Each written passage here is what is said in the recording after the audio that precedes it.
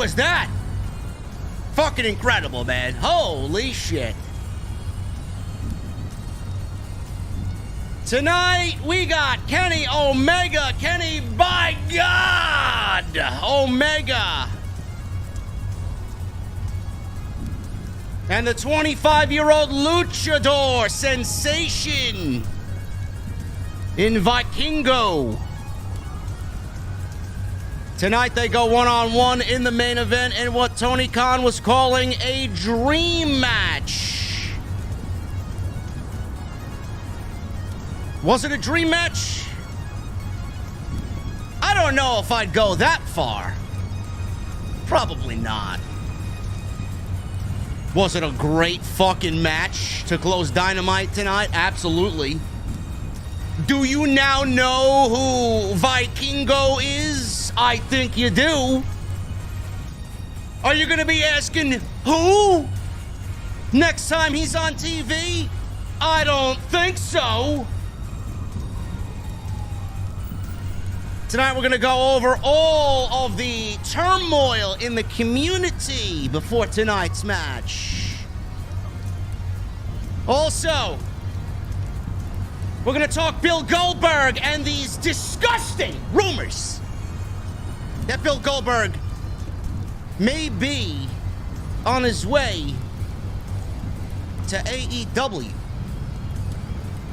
Why?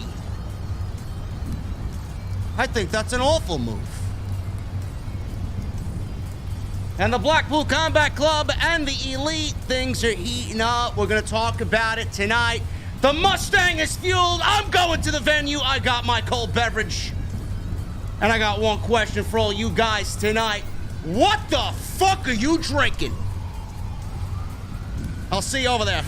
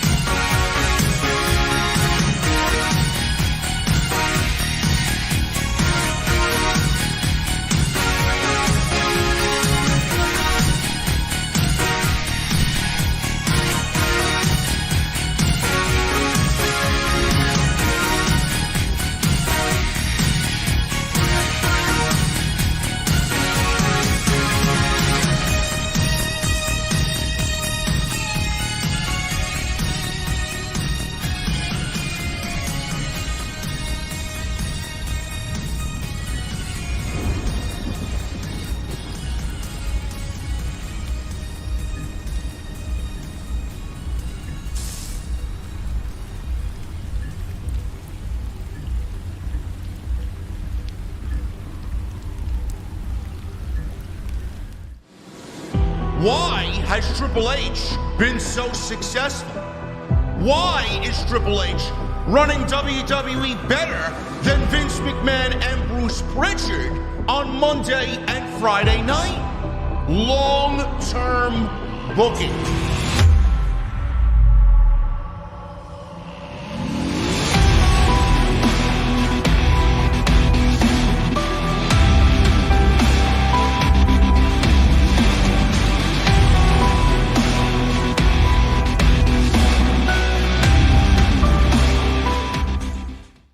What is going on, guys? Thank you so very much for joining us right here on Off the Script. This is your AEW Dynamite post show for March 22nd, 2023. I'm your host, JD from New York, as always, coming to you live from the OTS venue. Thank you guys so very much for joining us on your Wednesday evenings, wherever you may be. Dream match, that's what they labeled it as. And my God, man, Jesse, on what was probably a dull show by the time we got to the main event, that main event certainly heated things up tonight, man. What did you think about the AEW in-ring debut of the 25-year-old Vikingo tonight against Kenny Omega. Yeah, he was all right, man. I mean, I could do that shit in my sleep, bro. I mean, give me a fucking break. I mean, I've been with House of Glory, man. Amazing Red taught me all that shit, man. I'll show you next week. You seen one, you see them all, bro. Man. Who needs it? We got Ricochet over in WWE, right? We got Rey Mysterio. Who needs these Mexican luchadors, man? Who needs them? You know, this guy has probably been doing this stuff most of his career, but this was the biggest match of his life. Bro, this guy was doing 630 fucking Poison Ranas out of the womb. My God. They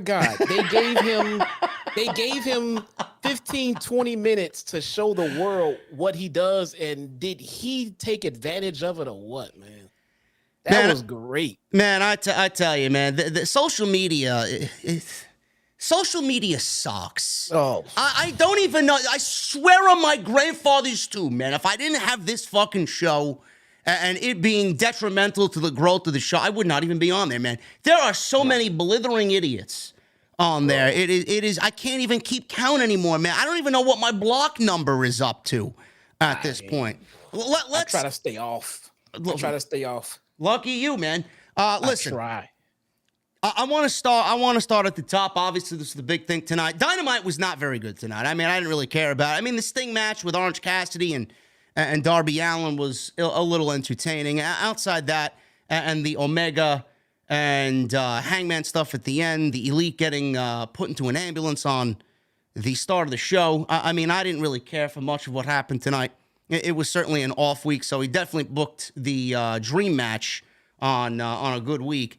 But I want to start at the top, man. A lot of people criticized Tony Khan, and I talked about this on Sunday on my show.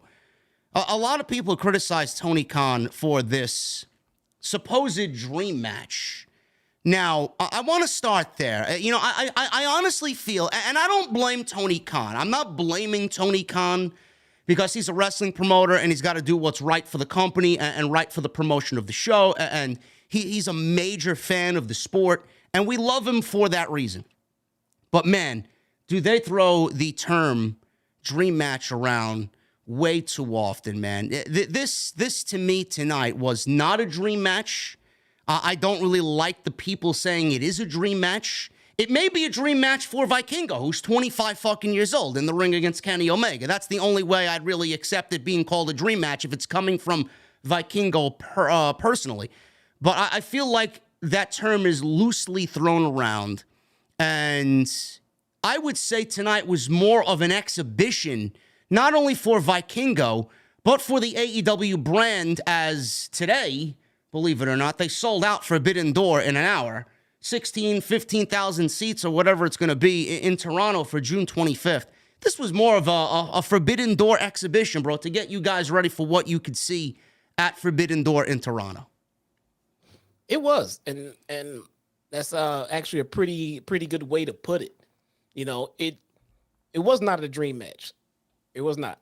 I don't like having to say that because I don't like to try to diminish what happened out there tonight, because what we saw was fantastic stuff, man. Yeah.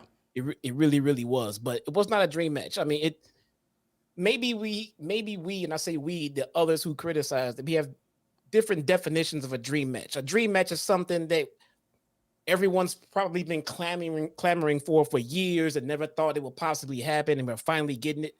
Most of us, and I say most, I mean a pretty good majority of us, did not even know who this guy was.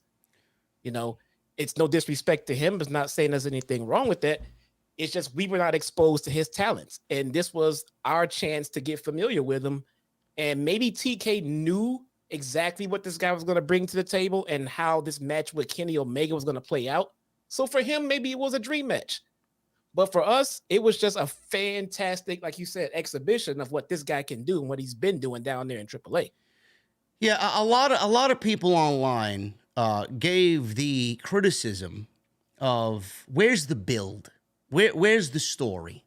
Now, believe me, I mean, if you've been watching me for any point in time, I mean, you guys know that we love story. I love story. Jesse loves story. wrestling has been built on story the last year. We're moving into the era of pro wrestling fans wanting story and less of the let's throw two guys in there and have banger matches every week. I think that's the trend nowadays, and I hope a lot of other companies follow suit. But Jesse, the criticism on Tony Khan was there's no story. Now, I don't know what fans are expecting here for a multitude of reasons as I went over on Sunday night. Number one, this guy rarely works in the United States. I mean, I may be seeing him at a GCW show. He might have worked Impact here and there.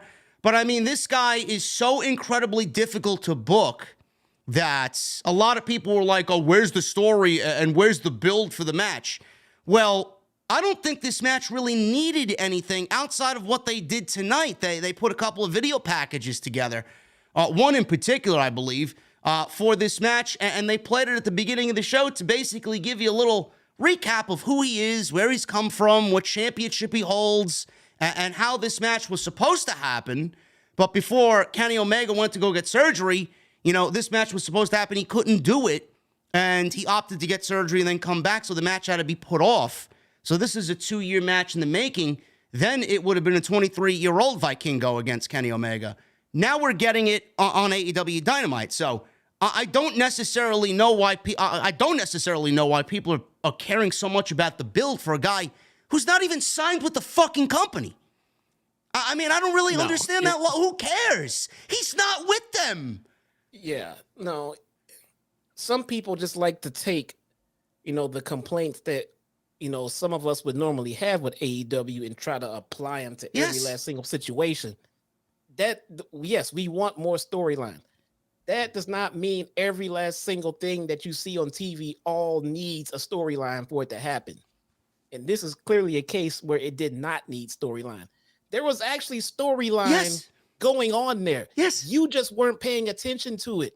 Tony Khan slyly, bro, slid in 2 different situations. There was Adam Page at the beginning of the show where Kenny Omega didn't even want to do the match later because he wanted to be at the hospital with the Bucks. And then we got a little scene backstage where Don Callis had to convince him, like, this is you. This is main event Omega. The wrestling god is back one-on-one. This is what you need to do.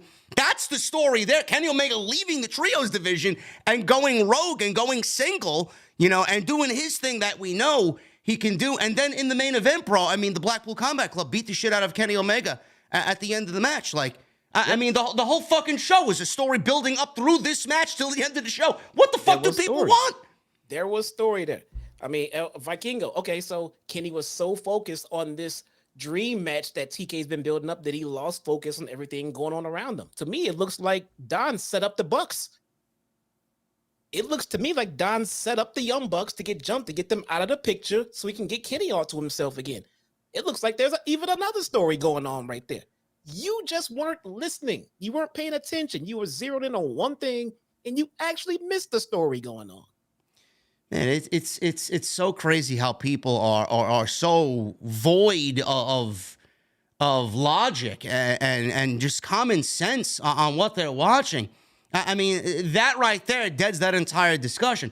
The other thing is, why is Tony Khan booking a match if there's no story? You just might as well not do it at all. I mean, this is not what we want. I had people tell me, bro, that they weren't going to watch this match tonight because, A, they didn't know who he was, and that there's no build. I'm like, okay.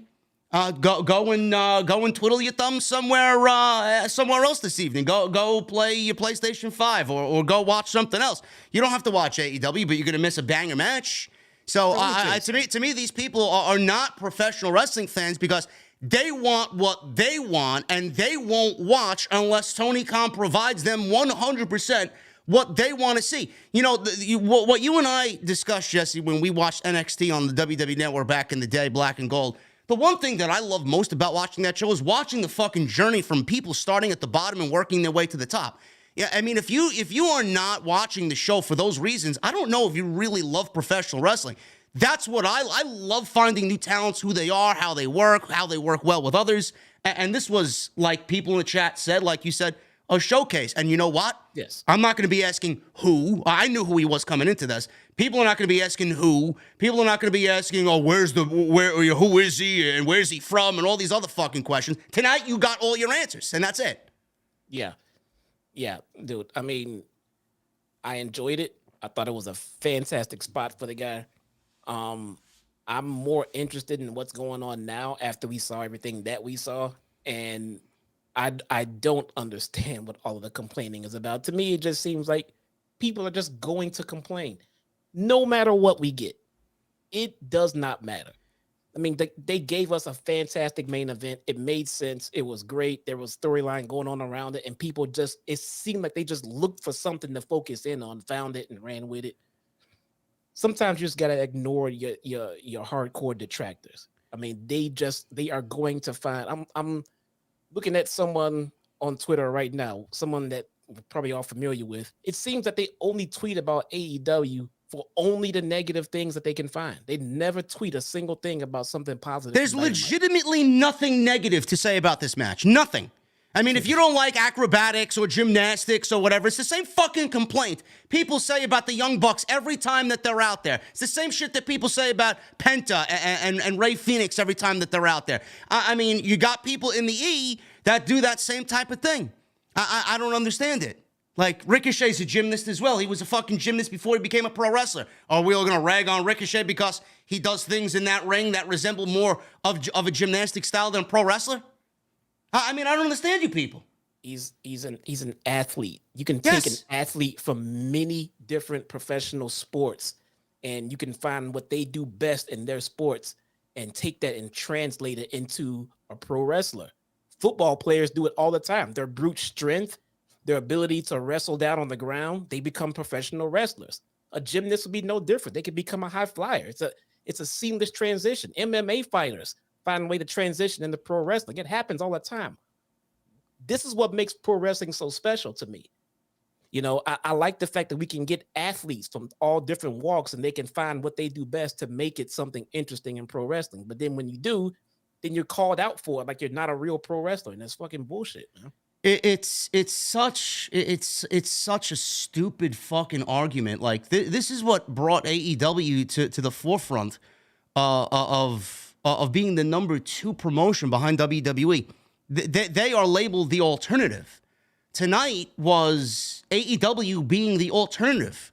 They went out and got probably the most heralded luchador in the entire world to put on their show, and people are asking why. You know, another reason I brought up on Sunday, and a lot of people didn't really take this into account, and believe me, because Jesse has seen from me personally who I'm talking about, because I sent him, screenshots, and I have within good reason from an ultimate source who I can't name, but this was not supposed to be his first appearance. This was not supposed to be Vikingo's first appearance. He was actually supposed to be in the Revolution ladder match. Now, I'm glad that it worked out for TK the way that it did, but it was supposed to be him instead of Commander in that ladder match. I'm glad that it worked out that way. But a lot of people, and this leads into my next point, a lot of people are not taking into account, Jesse, that Tony Khan only had this week to book this match. We could not, we could be looking at something that, A, we don't get for another 6 months to a year. We may not get it at all.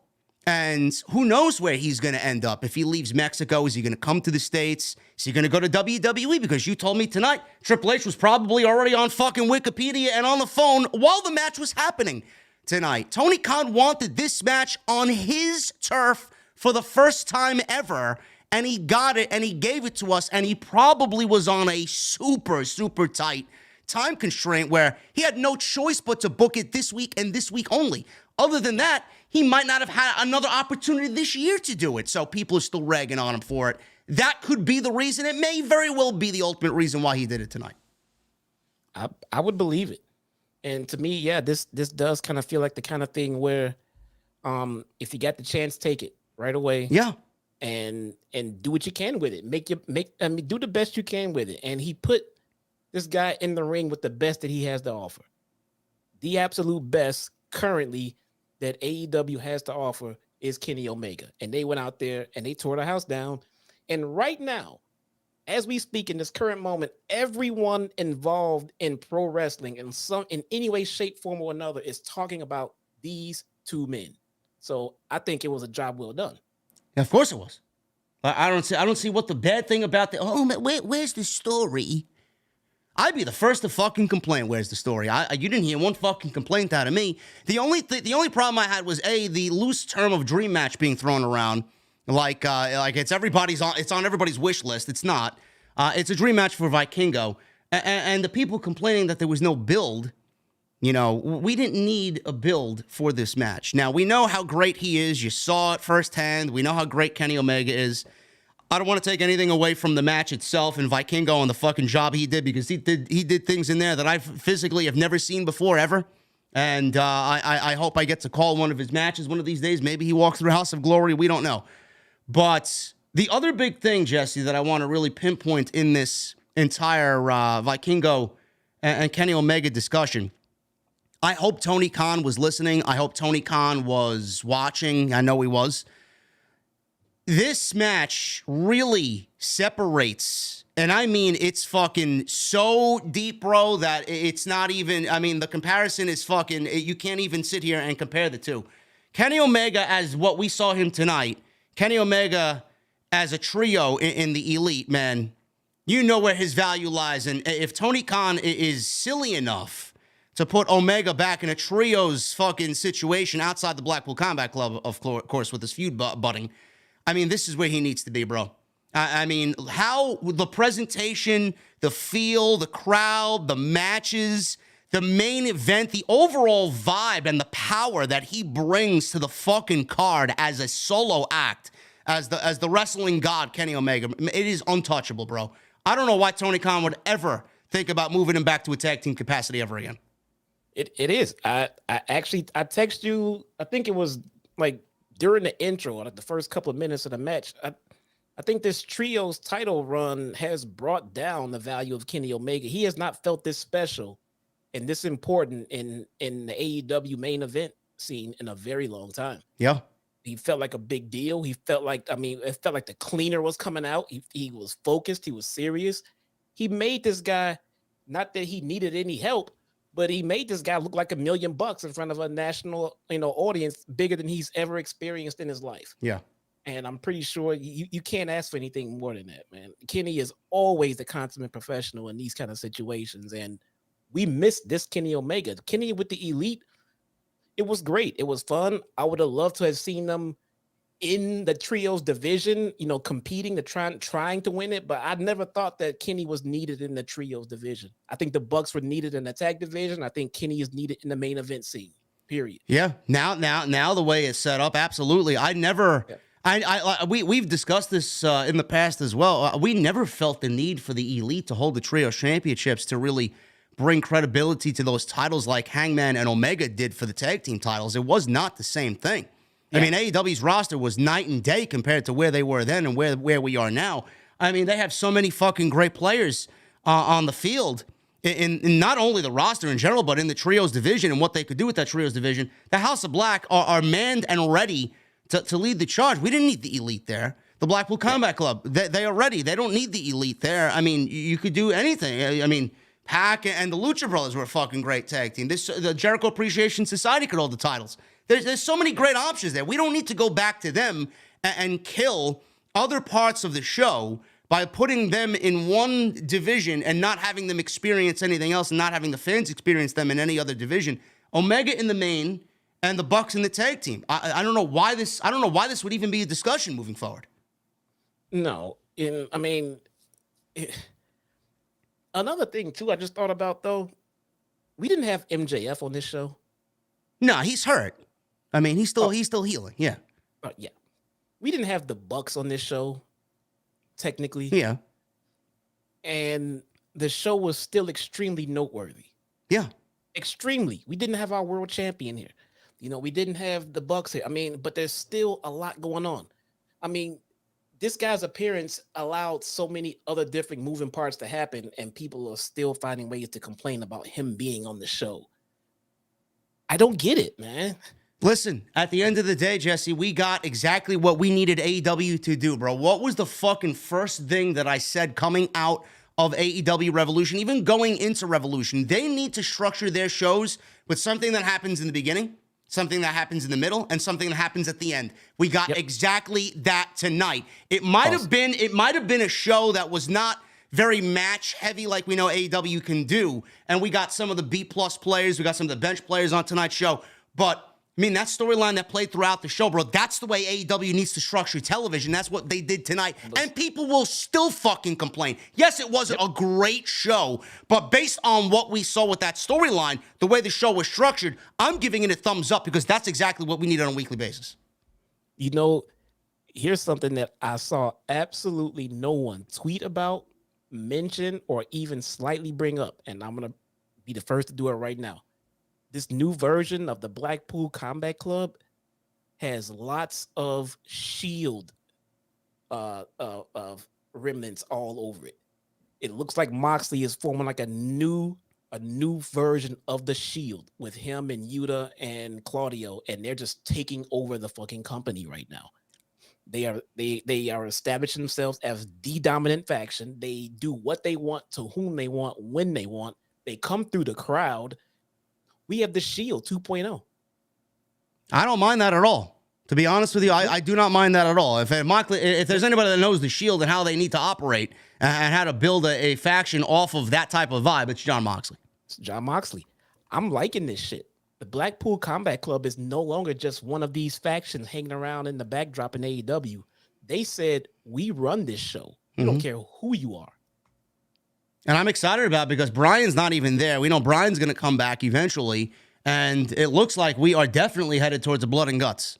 Yeah. Omega, Hangman, and the Bucks versus Brian, Yuta, Moxley, and Claudio. I mean, holy shit. Yeah, man. Holy 1 million rating shit. Yeah, I think Wheeler Yuta is going to benefit mostly from this kind of push that they're looking like they're going to go on because he's the one with the most in-ring ability, with the least amount of charisma or name notoriety. So he's going to benefit from being around Moxley and Claudio for sure. It's amazing, man. This is why I feel like what we do here is better than a lot of the other creators. You know, we see things in a different way. You know, some of the locker room over there may not like us for our bluntness and our honesty. It's just who we are as individuals. I'm not going to lie to my audience. But, you know, just the simple fact that we, you know, are watching the show tonight, not really thinking too much of it outside the main event. We knew it was going to be a banger, but I mean, people still complaining. It's so wild to me that AEW did exactly what we need to do with a fucking 2-hour-long story throughout the show to keep you invested, and people are still complaining. I mean, and it's in the hands of Omega and the Bucks and Paige and the Blackpool Combat Club. Who knows what they are bringing to the table as far as how this goes and how it's going to be booked and the ideas that they're bouncing back and forth with TK. I mean, you got 8 fucking guys there who, you know, some of them were in to me, the second greatest story that they've told with Hangman and Omega. And that's obviously outside Punk and MJF. I think that's their best story, period. But, I mean, look at all the manpower that they have, bro, to tell this story on where it's going to go into that supposed blood and guts feud. I mean, how could you not be excited about it? I can't wait to see how everything unfolds. Me as well, man. Me as well. The other thing that we want to talk about tonight, before we get into the actual show, is Bill Goldberg. Jesse is blanking out his camera. And Jesse is thrilled about this news. Jesse is over the moon about this, but he can't wait. He can't wait for good old Bill. We're not talking about Big Bill, bro. We're talking about Bill Goldberg, the Mustang, muscle car loving freak that should never come to AEW. Apparently, he's a free agent, bro.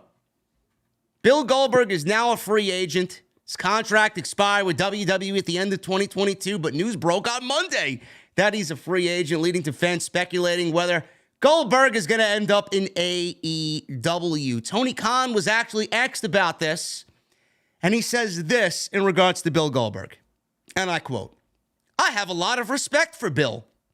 I think Bill Goldberg is a great professional athlete and has had a great career of pro wrestling. he is a very nice person. I think he's a household name in pro wrestling. And certainly that's interesting to hear that Bill is a free agent, as if Tony Khan didn't know already. That's something to follow. He's one of the biggest names in wrestling and certainly will be something else to keep an eye on for, especially for us. We have so many great wrestlers in AEW. Yes, you do, TK. Yes, you do. We don't need to add another one who can't wrestle. So many great wrestlers in AEW and so many exciting things happening in AEW week to week that it's always an exciting time. Bill is an exceptionally exciting name and one of the biggest names in the sport. Certainly, it's a big thing for us to pay attention to, so I would take notice of that. And that is an end quote. Man. Listen, the venue's upset, bro. The venue's upset. Tony, look at what you did, bro. You got my fucking people upset, man. What the fuck is wrong with you?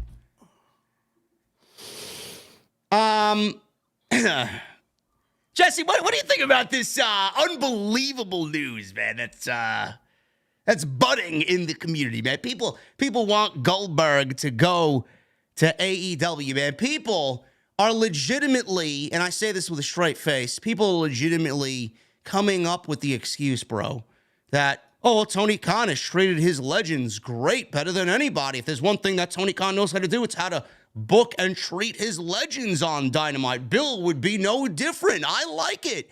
Have him come in for a 4 to 6 match deal and work with some middle-of-the-road guys that ultimately leads to a match against Will Hobbs or Wardlow. No! No! That is not a valid excuse to bring in Goldberg to AEW.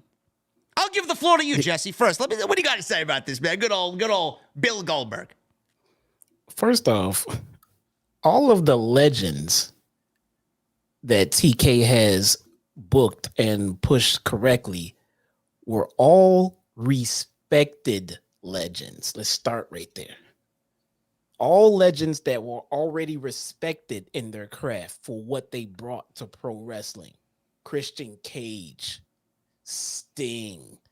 I mean, these guys were actually legitimate wrestlers who spent their lives dedicated to this sport. And then they're in a position where they can't physically give us what they used to. So TK puts them in a position to give us what they can, when they can, and without overshadowing any of the new up-and-coming talent. Now, if anyone can name me one person that Bill Goldberg helped get over in his entire career, then maybe I'll reconsider my stance on Goldberg. Just one. And then take the fact that Goldberg himself has pretty much said that he only does this business for the money and that he couldn't do pro football anymore.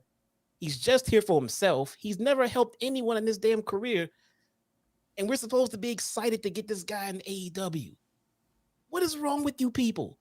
I swear, I think the people that want to see Goldberg in AEW are the same AEW detractors that say only negative shit about AEW. It's amazing to me. The most funniest thing that I've seen in the last 48 to 72 hours since this news broke is people legitimately coming up with excuses for Tony Khan to sign Bill Goldberg. Are you people absolutely out of your fucking minds, mental? AEW is the alternative. If I wanted this shit, I'd go watch fucking WWE. This is everything that is against what AEW stands for. You want to bring in Bill Goldberg? Bill Goldberg is not going to be used as well as Sting. Bill Goldberg's not going to be used as well as Jake Roberts was, who can't wrestle, obviously. But Jake Roberts was used very well in his beginning stages. Very well. This is not going to be like an Arn Anderson. This is not going to be like who else is there? I don't want... Chris Jericho is a legend, but Chris Jericho is there every day. He wrestles almost every week. But... yeah, instead of being like those guys, he's going to be like a Jeff Jarrett. Someone else that we have being used in a way that we really don't want to see being used this way. He's not going to be used like a Christian Cage, who's been used brilliantly. So good. What do you... TK uses his legends great. Yes. Bill is not a legend. I'm sorry. He's not a legend. Why would you want to bring this man into the company for the reasons Jesse gave, which was 100% accurate, number one. Number two, this is the same guy that didn't give a fuck about Kevin Owens, didn't give a shit about Bray Wyatt. From my sources, Bray may still be buried in Saudi Arabia. We don't fucking know.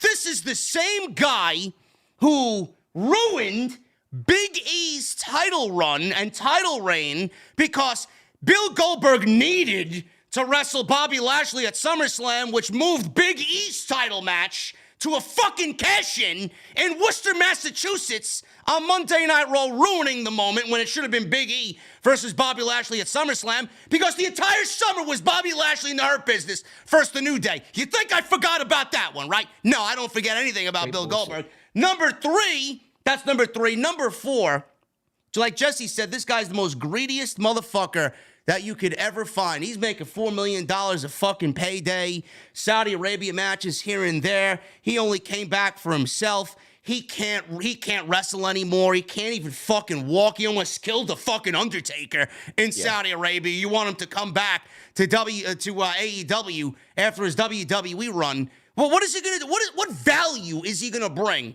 AEW, oh, he's a ratings draw. He's a big get. No, he's not. He didn't do shit for WWE's ratings. What the fuck are you talking about? I don't get it. I don't understand it. Bro, Why do you want this man here? I swear to God, man, I may be on the brink of not watching anything AEW if he comes in. Some people, they like to try to say, well, it wasn't Goldberg's fault when he came in and Vince wanted to book him to beat Bray Wyatt for the title. Let me explain something to you, man. I don't think you would have been able to get a real legend who loves this business to come on, sign up for a match, taking the world title off of the guy who's up and coming just so you can have a match somewhere in Saudi Arabia, some shit. Anyone would have said, yo, look, man, I want to come in and do something, but I'm not taking the title off of this guy. The fans love him. He's white hot. I mean, this should be somebody. If you got to take the title off someone, do it with someone else. I'm not doing that. Exactly what I said the night of that review. He could have said anything to Vince. Oh, Vince, I don't know if I could take the title. This guy is absolutely fucking scorching. I can't take the title in 3 minutes. 3 minutes. Bullshit. The only people that Goldberg worked with is Brock Lesnar and Bobby Lashley, and he didn't even put over Bobby Lashley clean.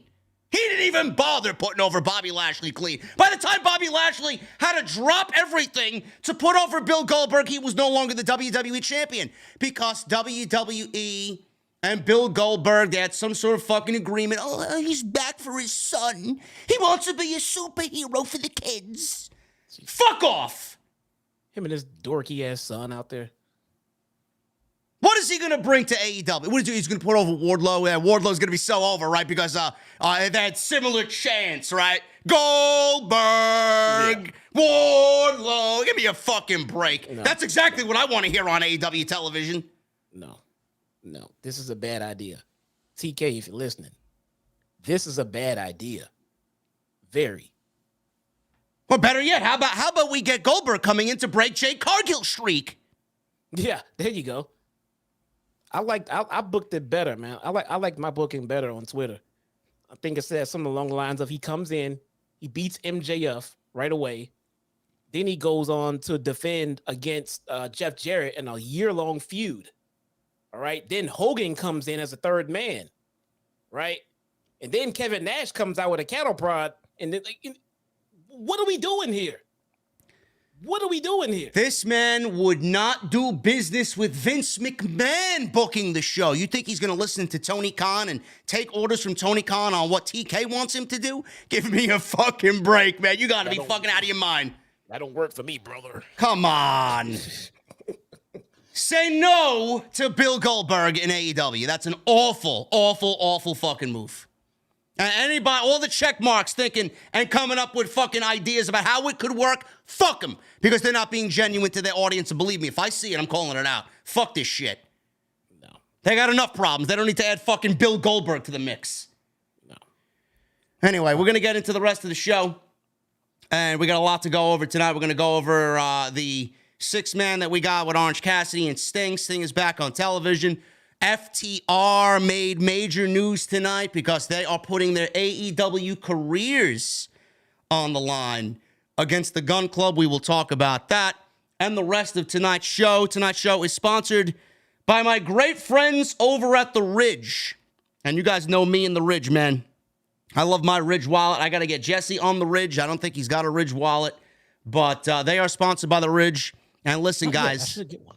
Yeah, you need to get one, man. It's the best time to do it right now, believe it or not. They are giving you 40% off with the code SCRIPT for their 10-year anniversary. And we are going to go into the Ridge right now, and then we'll get into the post show right here and continue the AEW Dynamite review right here on Off the Script. Do not go anywhere. Ladies and gentlemen, tonight we are celebrating, and not only because, once again, we are sponsored by my beautiful friends over at the Ridge, but tonight we are celebrating the Ridge and their 10-year anniversary, man. That's 10 years of great reviews, iconic wallets, and you guys know how much I personally love the Ridge. The Ridge is obsessed with making durable, space-saving gear that you're actually going to use every single day. So stock up on a wallet.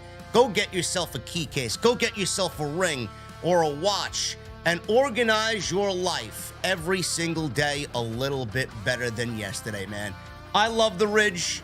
Everything about it, I love it. And tonight, it is so special that we are going to give you guys 40% off now through March 26th if you go to ridge.com/script. Once again, that's ridge.com/script, and you're going to save 40% off for their 10-year anniversary on anything that the Ridge offers, man. How many times have you guys heard me talk about the Ridge and how ugly your wallet probably looks? I get complimented on my wallet every single time. I want to tell you guys a little bit of a story, man. You know, the nicer weather's coming. I love to go down to the Jersey Shore. I love to go visit my outdoor beer gardens. When I drink my favorite cold beverage outside in the beautiful summer sun, I usually have my wallet face up on the countertop, so I know that I'm ready to pay for whatever I've ordered. And I get so many people complimenting not only on my wallet, but at the same time, I'm looking at everybody else's wallet. And I'm saying to myself, why don't they have a Ridge? Why are their wallets so ugly and bulky and made of cheap leather and they're all worn down and decrepit? I mean, why would you want to carry around a wallet like this? Why don't you want to carry around a Ridge wallet and make yourself just feel better about yourself? The Ridge is so great, man. Up to 12 cards in this thing you can hold, plus room for cash. There's over 30 different colors, including carbon fiber and burnt titanium. Their wallets have over 50,000 five-star reviews, so you guys know that you're getting quality. The durable material, it means each wallet comes with a lifetime warranty. And the Ridge team is so confident that they will actually let you test drive this for 99 days. You can send it back for a full refund if you don't love it. And one of the most important qualities about the Ridge wallet, it is RFID blocking with RFID blocking technology, so you guys know you are safe from digital pickpockets when you're out and about this summer. It's unbelievable, man. So please go get yourself a Ridge wallet, ridge.com/script. Once again, that's ridge.com/script. Save 40% off for their 10-year anniversary. And I want to thank my great friends over at the Ridge for once again sponsoring today's podcast right here on Off the Script. Thank you guys for sponsoring the podcast tonight. The Ridge, my great friends over at the Ridge, man, love them. Go get yourself a Ridge today, 40% off, ridge.com/scripts. Jesse, we opened Dynamite tonight with Orange Cassidy teaming with Sting and Darby Allin against the Butcher, the Blade, and Kip Sabian. You know, it was an okay match. It didn't really further any storylines between anybody.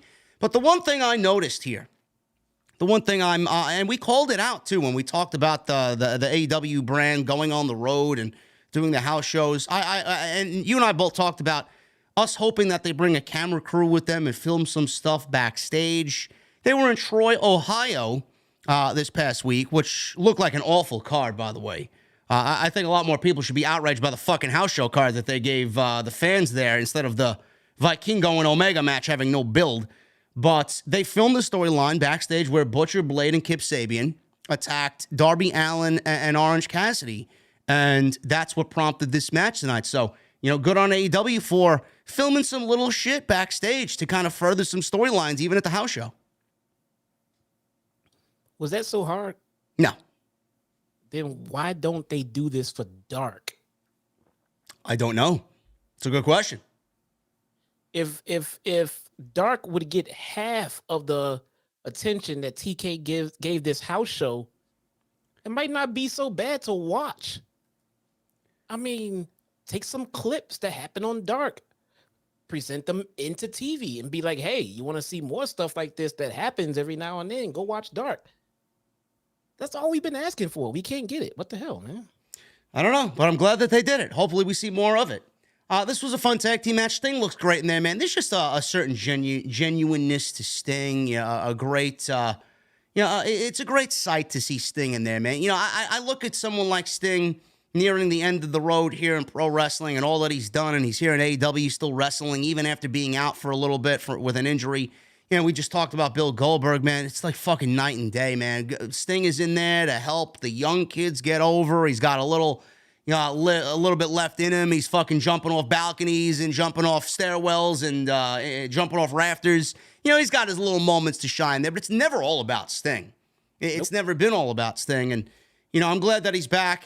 Maybe they do something really, really special, which I hope they do in what is rumored to be his last year in AEW and last year in pro wrestling.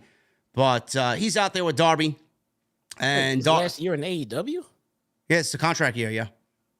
He's a free agent, man. yeah. Sting should be locked up for life. Oh, well, I believe he wants to retire. Not on TV, I get that, man, but that guy should not be out of AEW ever. Probably not. He'll probably end up being like a coach or something if he still wants to do it. Maybe he just wants to be home. Who the fuck knows? Maybe he just wants to go to Venice Beach and retire and just sail off into the sunset. I don't care. Keep your ass here and help these fucking young guys get over it. Management, creative, something. Find something for Sting to do. Man, it'd be crazy, man. How the fuck do you book the ending of Sting's career? Tag team title run with Darby, maybe a match with MJF for the world title. Man, obviously he won't win. But imagine MJF and Sting for the world title, but maybe like one of them big shows, maybe like a Fighter Fest or a fucking Bash at the Beach or a Grand Slam, maybe. Something. I want to see Darby involved in whatever happens with Sting for his last match, though.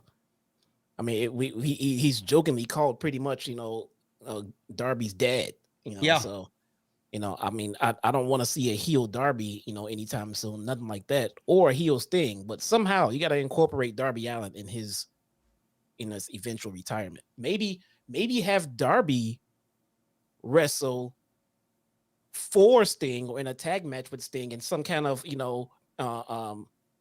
some kind of capacity for him to fight for his career. Then Darby comes up short in the loss. Something just emotional that involves Darby. I want to see him involved in. I'm sure they'll come up with something for sure. Something special. But Darby was in there. He almost got a hot tag, but Blade took out Sting, knocked him out to the floor. Cassidy made a, what do you call a hot Orange Cassidy tag? A lukewarm tag. Tag. A lukewarm tag. He did his thing in there. Cassidy was then planted with a powerbomb neckbreaker combination by Butcher Blade. Sabian followed with a corner cannonball. Sabian then was playing up to the crowd. Sting made the tag from behind. He took over and he was going at all three of these guys. Sting got the Scorpion Deathlock on Sabian. He was overwhelmed here in a 2-on-1 by Butcher and Blade. Allin fought them off with a double coffin splash. Sabian hit a pump knee. Stun Dog Millionaire by Orange Cassidy led to some dives out to the floor with Allin onto Butcher and Blade. Sting hooked Sabian for the Scorpion Death Drop and got the pin 1, 2, 3. After the match, Cassidy put his glasses on Sting. And the big story at the end of this match was Darby Allin, Jesse, staring up at the double or nothing flag that was hanging above the crowd. He's having dreams of MJF in the World Championship, bro. Are we looking at a one-on-one match between Darby and MJF, or are we still kind of on the same page with the Fatal 4-Way, the 4 pillars of AEW battling for the AEW title? No, I think that's still the direction. It's going to be MJF taking on the pillars, and that will be the story. I mean, it kind of feels like it's a little bit more believable that one of these guys could take him out in a Fatal 4-Way rather than one of them winning a one-on-one match. Yeah. So it should be really, really good. Now, how do you book these guys leading into Double or Nothing? Because MJF did say that he wants to see them all get wins because he doesn't believe none of them are number one contenders or anywhere close. How do you book these guys leading into the pay-per-view? Do you give them matches amongst themselves? Do you give them matches with others on the card and get them some wins leading into the pay-per-view? It should be interesting to see how TK handles this. Well, we have a little bit to before we get to the pay-per-view. And that's something I was going to say earlier, too, when we were talking about the show not being all that great to the end. We are in the middle of that lull between pay-per-views for AEW. So not everything is going to be like a tremendous build, or something like that. So a match like this with Kenny Omega was strategically, placed well as far as them getting ready for the next show. So, but during this time that we have before we get to our next show, they should all be involved in their own individual type storylines and things like that, with MJF finding himself getting in their way individually all along the way up to All Out. You know what I'm saying? And then the closer we get to it, they kind of get tired of this shit. Like, he's just trying to fucking soften us up. He's trying to make sure we don't get there, to the pay-per-view. But now we're going to focus our attention from our side feuds onto him. And now they have all of them all coming at him at one time in the build-up. Now he's going to feel self-conscious like he can't do it because now he brought this shit on himself. I think it'd be a fantastic story. Yeah, I mean, I like the sound of that too. We will see what happens there. It's like I said, it's gonna be very interesting to see what Tony Khan does with all 4 of these guys leading into the pay-per-view and making them worthy enough for MJF and the world title. Speaking of world titles, we have the Guns. They're defending their tag team championship. I love the Guns, man. I think the Guns are great. The Guns and Top Flight. This match was heavily bogged down by the dreaded commercial break. Most of this happened in the commercial break, and that sucks because I quite enjoy the work of both of these teams. The big takeaway from this match is we got Top Flight getting their AEW tag team title hopes dashed by a Ring of Honor tag team, The Kingdom, Matt Taven and Mike Bennett with Maria Kanellis out there ruining Top Flight from even getting the opportunity to sniff the AEW tag team titles tonight as they interfered. Apparently, you're watching Ring of Honor, Jesse. I have not watched the first 2 episodes. The Kingdom is kind of mixing it up with Top Flight. Maybe 2 of these teams possibly in that ladder match for the Ring of Honor tag team titles. They are. I mean, it to the point where I was starting to wonder, how is it that they're involved in this feud on ROH, but it doesn't translate onto TV. So the fact that they came out and had a sprinkle of it translate onto TV, I can actually appreciate that, to be honest. Yeah, it wasn't egregious. It wasn't overly in your face. I mean, it was like, I didn't even know the fuck they were out there, to be honest with you, until they showed Maria Kanellis ducking down trying to hide. But it makes sense. So to anyone who'll be sitting there like, wait, why are they out here doing this? They shouldn't be doing it. Well, more Ring of Honor. Yeah. Go watch Ring of Honor. And this is, that's bullshit, because when we had too much Ring of Honor on TV, we were all sick of it. Now we're not getting it anymore, and we get this little sprinkle. That's okay. Yeah. That's warranted. That should be. You should be planting your little Easter eggs in your seed. Hey, watch Dark for this stuff. Oh, don't forget, watch Ring of Honor for this feud over here. This was fantastic stuff. And the majority of us are getting tired of the Ring of Honor stuff. No one likes Dark. But when you sprinkle and you advertise and you plant Easter eggs, that's how you just kind of titillate interest. That's whoa. Titillate. Titillate. Daddy, what are you, a maximum male model now? Nipples hard, bro. Oh, just saying. Come on, man. Do you want to know what makes Daddy Magic's nipples hard? Well, clearly, if Jesse's using titillate. You gotta, point is, don't shove it down our throats. Yeah. Put it where it's supposed to be, and then remind us that it's out there. and people will come to it. I don't know why this was a tag team title match to begin with, but I'm not going to ask questions. I don't know. I'm glad you said you like the Gun Club. I have no problem physically with the Gun Club. I don't understand why they are tag team champions. I thought we were going in the direction of keeping it on the Acclaim. You know, they lose it, they feud, they get it back, but they lost it and got tossed to the side. We got no Acclaim tonight either. Jesse's titillating the juices of your guilty pleasure, says Eddie Foster. Oh, my God. There you go. Yeah, we're going to call him Jesse from now on. just say. Oh, God, no. Oh, my God. Anyway, we got the Kingdom out there. Matt Taven and Mike Bennett hit ringside, attacked Dante on the floor. The referee's attention turned. Dante fought back, rolled back into the ring, right into the Gunn's finishing move, which is great. They call it 310 to Yuma. 1, 2, 3. They retain the tag team titles. Post-match, Top Flight brawled with the Kingdom. Maria Kanellis and the rest of the Kingdom run into the crowd, and they all get chased to the back. All of a sudden, FTR's music hit. They come to the ring, and they got a huge reaction in Kansas City tonight. Colten said no one wanted to hear that song or see FTR out there. They don't respect FTR. You are losers and will never get a title shot ever again. FTR says they'd never team in AEW again. If you give us a tag team title match, Austin didn't say anything. I don't give a shit. Nothing you can tell me at all is going to change our minds.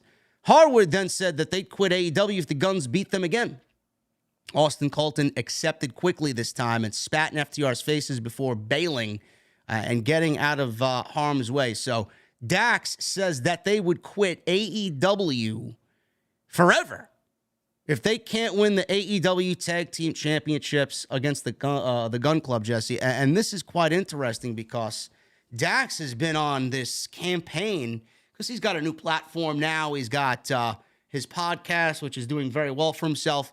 And, you know, they came out with a statement, and I believe this was on his podcast as well. I didn't listen to the episode yet, but he said that he talked to Cash, and they've come up with a dual decision here on where they are going to take their careers next, what the next chapter of their career is. And nobody knows if it's going to be AEW or WWE, but, you know, the career on the line situation, normally I don't like it because it makes things a little too predictable. But in this case, bro, it is genuinely up in the air. We don't fucking know a goddamn thing. So we're going into this match totally blind, and the only ones that know are Tony Khan and FTR. I love it. I think we know. I think you think they stay? Well, at first, remember, we couldn't figure out why we heard reports of them re-signing, but them then saying that they have not. Like, they made no sense. We couldn't figure it out. Okay, now it makes sense. They had plans for a storyline. Yeah. Now, logistic. I mean, look, I like the premise here. All right, let's start there. But logistically, I don't understand what gives the Guns the ability to say you'd never get a title match. I mean, you're the champions. If I'm FTR, why am I putting my careers on the lines here in AEW? I'll just go through the ranks, win them all, and become number one contenders, and you have no choice. You have to face us. It's not like something happened where they don't get to. I mean, we want a title shot. No, get in line. All right. They whoop everyone's ass in line in the tag division and come right back. What are we doing all of this for? You know, to me, I'm looking at this situation. It's either one of two things. You know, not to take anything away from Austin and Colten. I think they've been very good. And the heat, I love the heat that they get. It's so genuine. And they're complete pricks on TV, which is even better. Yeah. But the one thing that I look at is these two situations. You get the Guns beating FTR, and they go to WWE. They leave AEW. What do you do with the Guns in the tag team division? Do they have anybody lined up for the Guns? I mean, the Acclaim they've fallen off the face of the fucking earth. There aren't really any other tag teams viable right now that would look good in there against the Guns, or I should say the other way around, the Guns being in there with anybody else that would create an intriguing tag team division.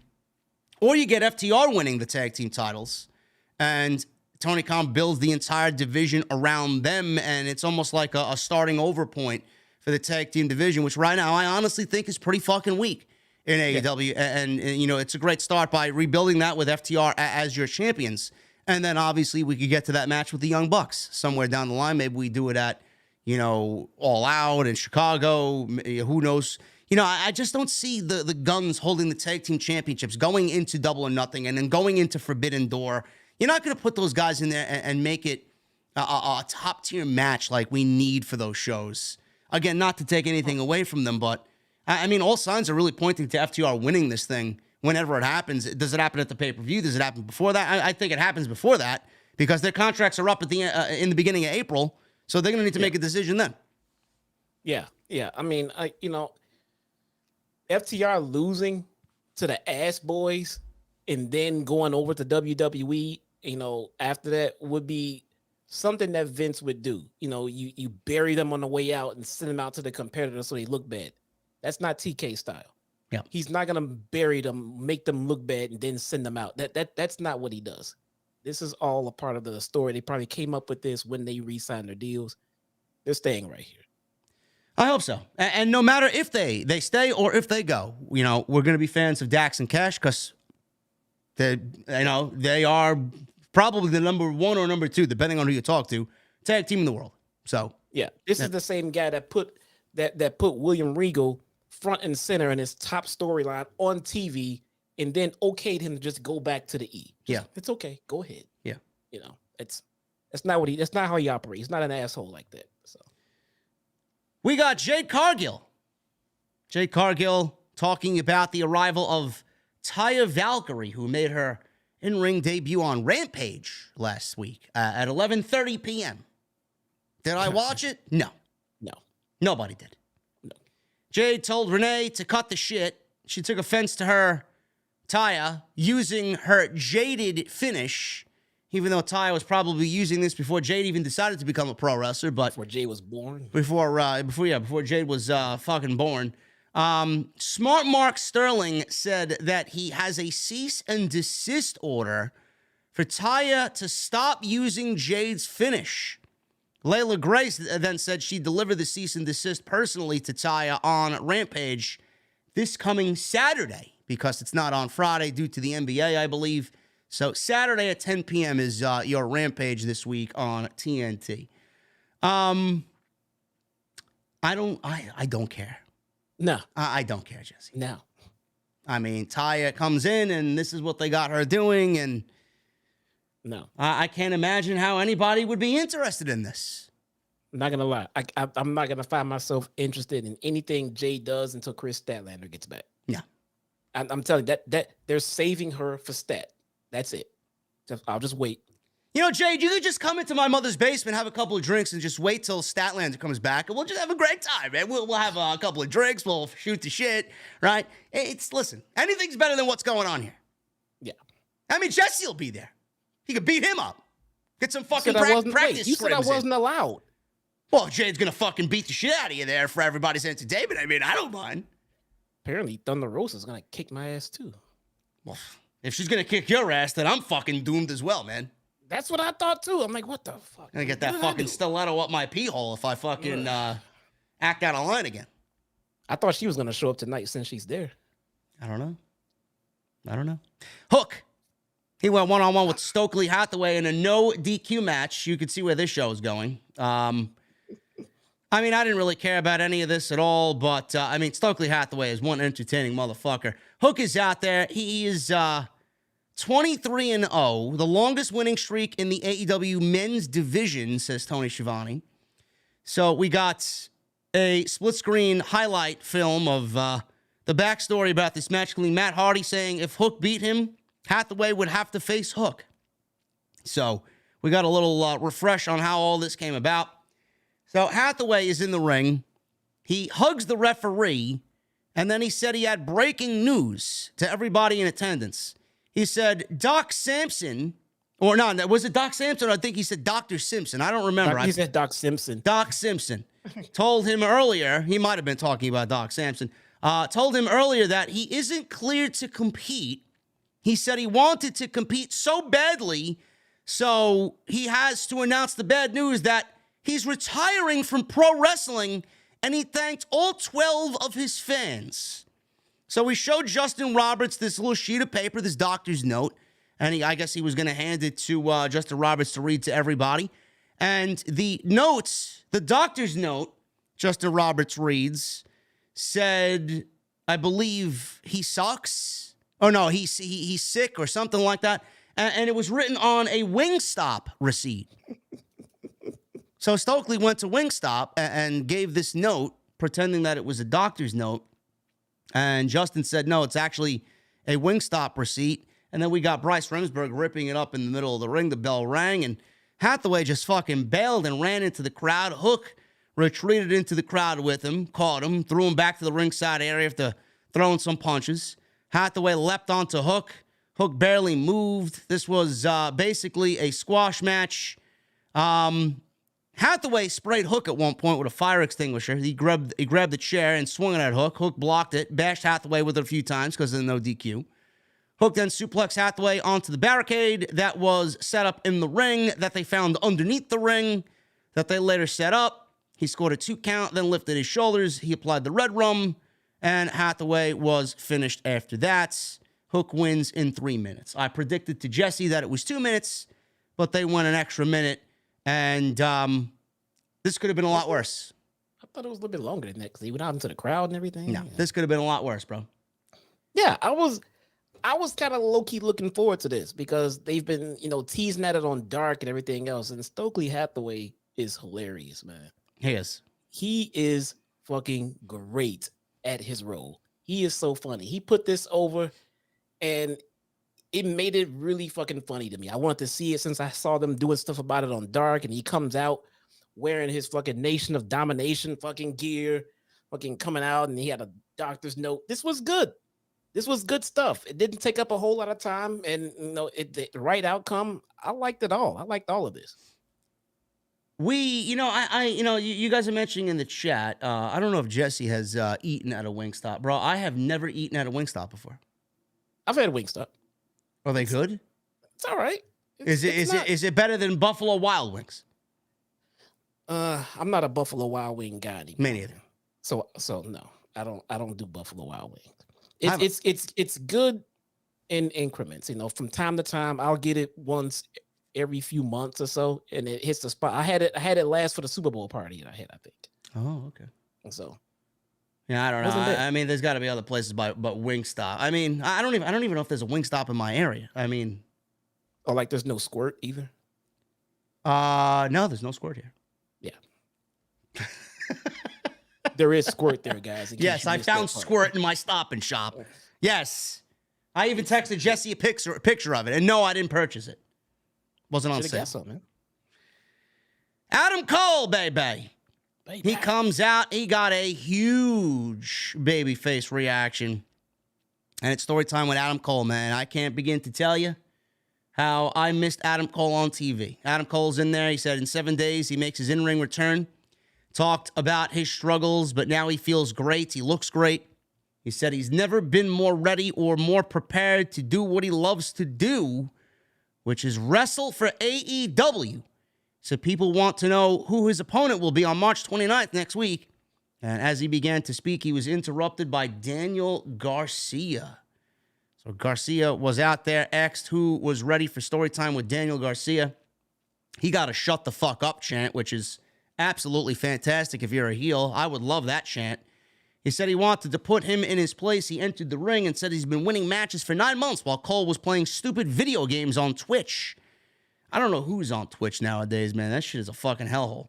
He says he's... I just saw FOMO go live not on Twitch anymore. Know.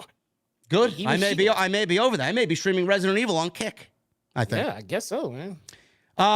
Yes, it's Friday, guys. Resident Evil 4. I'll be all over it. He says he's main evented more AEW programming on AEW TV over the last year than anyone, which is kind of right, kind of true. He said Cole wants a big, warm welcome, but he deserves it more. He says he's one of the best pro wrestlers. He stopped and corrected himself and says he's a great sports entertainer. Now, that is not... That's not going to make Daddy Magic's nipples hard, bro, by calling himself a pro wrestler. I mean, come on now. No, not that, bro. He says he's one of the best pro wrestlers, sports entertainers. He asked what Cole makes what makes him special, and Adam Cole basically told Daniel Garcia exactly what he told Karrion Kross when they got into it on NXT. If you guys remember, yeah, when they ring the bell, that's what makes me special, says Adam Cole, and he's right. I knew he was gonna. I had a feeling he might bring that back at that. I mean, tell me when Adam Cole is telling lies. I mean, it's tough to. Cole said Garcia is good, and someday he could be the guy who leads the charge here in AEW. Says the problem is the company he keeps. He said JAS has made him overconfident. He said even not wrestling for 9 months, he's still Adam Cole, baby. He's traveled the globe, beating some of the very best. He says as he sat at home for 9 months, he hoped and dreamed of having second chances. He says if he's crazy enough to want to challenge him next week, then he's on. Match accepted.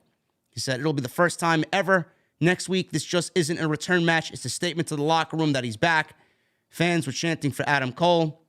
He says he hopes he knows what he's in for. I'll see you next week, Garcia. Boom. I mean, bro, the reaction here tonight for Adam Cole.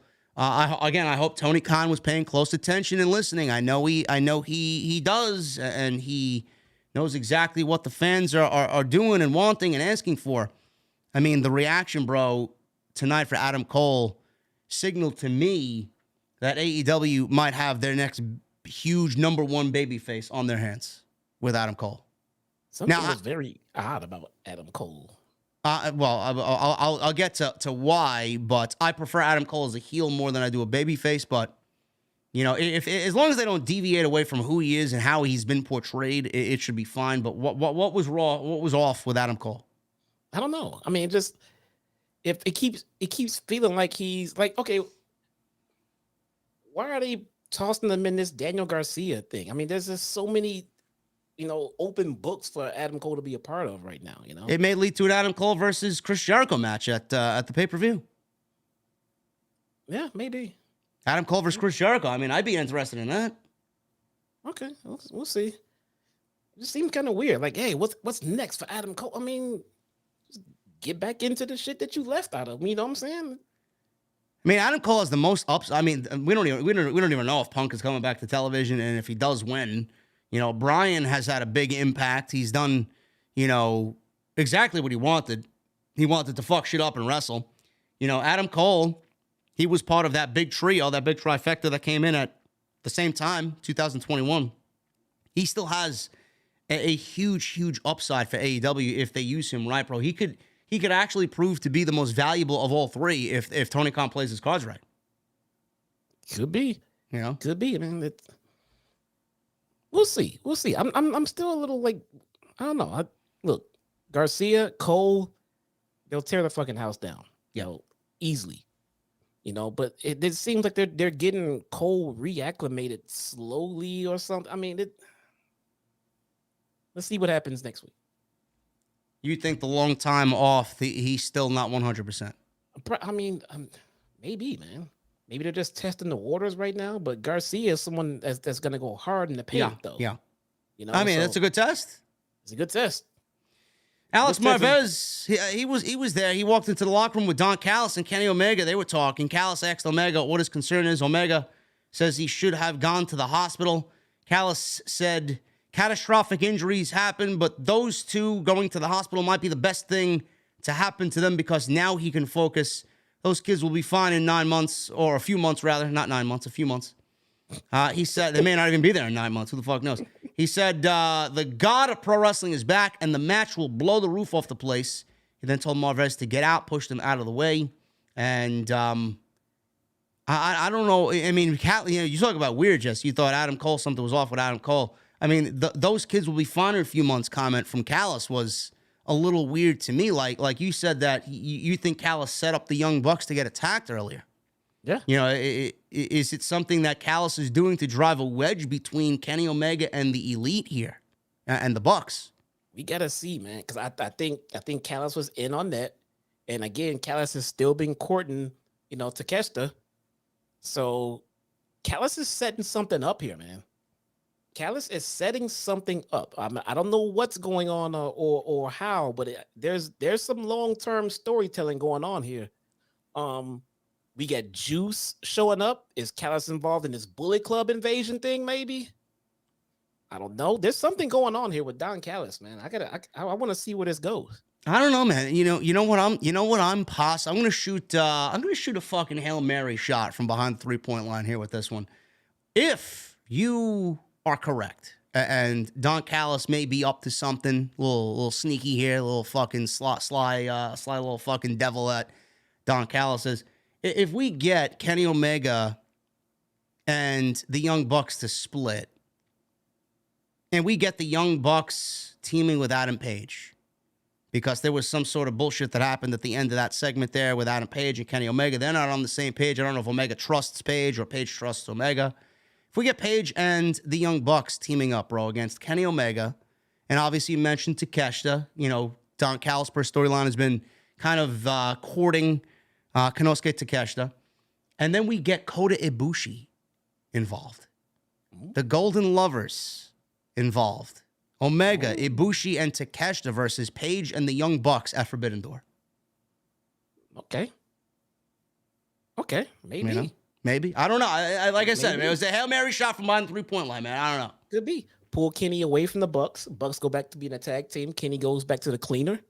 Or, I mean, this is never mind the 3-point line. I'm fucking. I'm Mr. Perfect. I'm gonna Mr. Perfect this shit from fucking one end of the football field to the other. What if this leads to Adam Page and Kenny Omega coming together in some sort of truce, and they have Takeshita as their partner, and the Young Bucks are on the opposite side with CM Punk? Oh, fuck. Okay. Yeah. Okay. Let's go back to the Mr. Perfect shot. That was Mr. Perfect throwing that fucking Hail Mary pass to myself on that one, man. Yeah, now you're gone. Now you missed. All right. And listen, it's possible. It's possible, bro. Get the dream match of Punk and Omega. You get Punk and Hangman kind of settling their differences as well. You get the Young Bucks who are kind of thrown in that thing, teaming with the guy that they seemingly had a problem with. I mean, it makes sense. It's a possibility. I'm not saying it's going to happen, but it's a possibility. Otherwise, Punk is just going to come back and go after MJF. I mean, because he never really lost the championship, and that's the one thing that probably makes the most sense for him to do if he does come back. Look, if Punk comes back... And no, guys, I'm not drunk. I don't drink during these shows. If Punk comes back, I think they have bigger fish to fry rather than doing something way out of the box like that. They need to get this guy's feet warm and try to get him in, ease him back into the system, because the backlash is going to be ridiculous. Yeah. 50% of this fan base don't want to see him back. The other half probably do. And I don't think Punk gives a fuck. He does not. But whether he gives a fuck or not, the fans matter. Okay? So he can not like it or like it, whatever. He doesn't fuck. What the fans want matter, and TK, regardless of what you think about him, he has made it a point that he does listen to the fan base. Yes. So... All right, guys, we're getting into hour 2 here. We're going to talk about Jon Moxley and Stu Grayson one-on-one. Checking the chat. We got almost 2,000 people in here. Thank you guys very much for all your support. Continue to hit that thumbs up. I don't think I mentioned any of this stuff because we went right into the Vikingo and Omega match. Please hit that thumbs up, guys. There's almost 2,000 people in here. I'd love if we could get to 1,000 at least, close to 1,000 tonight on the stream. Super chats are open. Get them on in, and we'll hang out in just a little bit. And then memberships, they are always open. You're going to need to get them on in because next Friday is the debut of My Mother's Basement. And you guys are going to have a VIP-only chat next Friday for the go-home show for SmackDown before WrestleMania weekend. So make sure you guys get in on that because if you're not a VIP, you won't be allowed in the chat. Jon Moxley versus Stu Grayson. Stu Grayson is now All Elite. I'm glad Tony Khan made that decision. Happy to see him back. I think he's great. This was a very good match, very good TV match between these two. Obviously, it continues the intensity and the brutality of the Blackpool Combat Club. Grayson, he set up for his Nightfall backbreaker on Moxley. This was after a commercial break. Moxley was pretty much beating him up at ringside into the barricade. Grayson with the backbreaker. Moxley countered into his bulldog, drove his knees into his head, and then applied a rear naked choke. Grayson held on, charged into the corner, cannonballed Moxley into the corner to break free. Grayson then climbed to the top rope. Moxley knocked him off balance. Mox with that devastating back scratch Underhook, he did a Death Rider off the top rope on Stu Grayson, and that was enough for the victory. Moxley wins in just over 10 minutes. And that was basically it. So Stu Grayson, back-to-back great showcases with that trios match last week and then this one-on-one match with Jon Moxley. I think TK made a great decision on bringing Stu back to the fold, bro. Absolutely. I think it was a bad decision letting him go. I think it was a fantastic decision bringing him back. I think it was just not well. It wasn't noticed how much he was really loved by, especially the Dark Order faithful. I think he's important to the Dark Order, and I think just like me, I think the Dark Order is just going to hold a significant spot in TK's heart. He's not going to disband them or get rid of them. So I'm glad Stu is back. That's fantastic, man. Yep. Renee, she interviewed Ricky Starks backstage. She said she can feel the frustration and anger coming from him over Rock Hard Juice Robinson. I still don't know why Juice is always so rock hard, bro. Well, we found out tonight, buddy. I mean, holy shit. We found out why Juice and Dante are rock hard. I guess Jesse's being tittillating again. I don't know. I'm just saying, man. Tony Brown, where are you, bro? Where are you? How you feeling, bro? How you feeling? Where's Tony Brown? That blood pressure normalized, bro? Maybe this was the match TK was talking about when he kept saying dream match. This is the match of his dreams. He's been dreaming about this match, maybe. If that is the case, me and TK are on the same wavelength. Hey, man, can you be mad at him? No. TK may be the greatest booker of all time. Two very beautiful. Now I know why he won Booker of the Year 3 years in a row. Awesome. Two beautiful women. We'll get to them. Juice Robinson's there. He said he's tired of Juice talking about him. He said he had to take time off his vacation early to tell Juice he's done talking and wants to face him on Rampage. He said either show up or stop. He says it's an open challenge and he should be a man, but if not, he says he doesn't care anymore. Hopefully we still care about Ricky Starks because he's seemingly fallen off the face of the fucking earth after feuding with Chris Jericho and winning the hearts of many people after having that great match with MJF. I don't know, man. I mean, we don't know what's going on with Juice, why Juice is picking on Ricky Starks. Does this lead to something bigger for the Bullet Club leading into Forbidden Door on AEW television? I mean, Ricky Starks, man, it's like he went from, oh my God, Ricky Starks is on TV. Now he's barely on the fucking show anymore. Babyface syndrome. Yeah. In AEW, they don't know. It's a terrible disease. Issue. It's a disease. You get hot, you get dropped. Wardlow is the biggest victim of this. The biggest. I don't know. Where's Wardlow tonight? I don't know, but we got QTV. Yeah, it wasn't as good as the first week, was it? No, this was not good. No. QT Marshall said he wanted the scoops. He might have been talking about Raj Giri. I don't know. The woman said they discovered, whoever the blonde is, the woman said they discovered a young, hot prospect named Ray Phoenix. So we got a clip airing of Powerhouse Hobbs beating him on Rampage last Friday, which nobody watched. They all laughed at Ray Phoenix and him losing. They made fun of other wrestlers in this very over-the-top way and made Twitter references, and Aaron Solo was spraying Banaka into his mouth and acting very obnoxious, and this sucks, bro. I'm sorry. Yeah. For a second, they almost had me believing that the whole Wardlow title being stolen thing was a complete work until they said that they hacked Meltzer's account tonight. They hacked Meltzer's account. Yeah, you didn't hear that? No, I didn't put that in my notes. I must have dazed away when Meltzer got hacked. Watching this segment. Is that why he has no profile picture? I don't know why he has no profile pic, but he got hacked earlier in the week. Oh, I did not know that. Yeah, he got legit hacked for a little bit.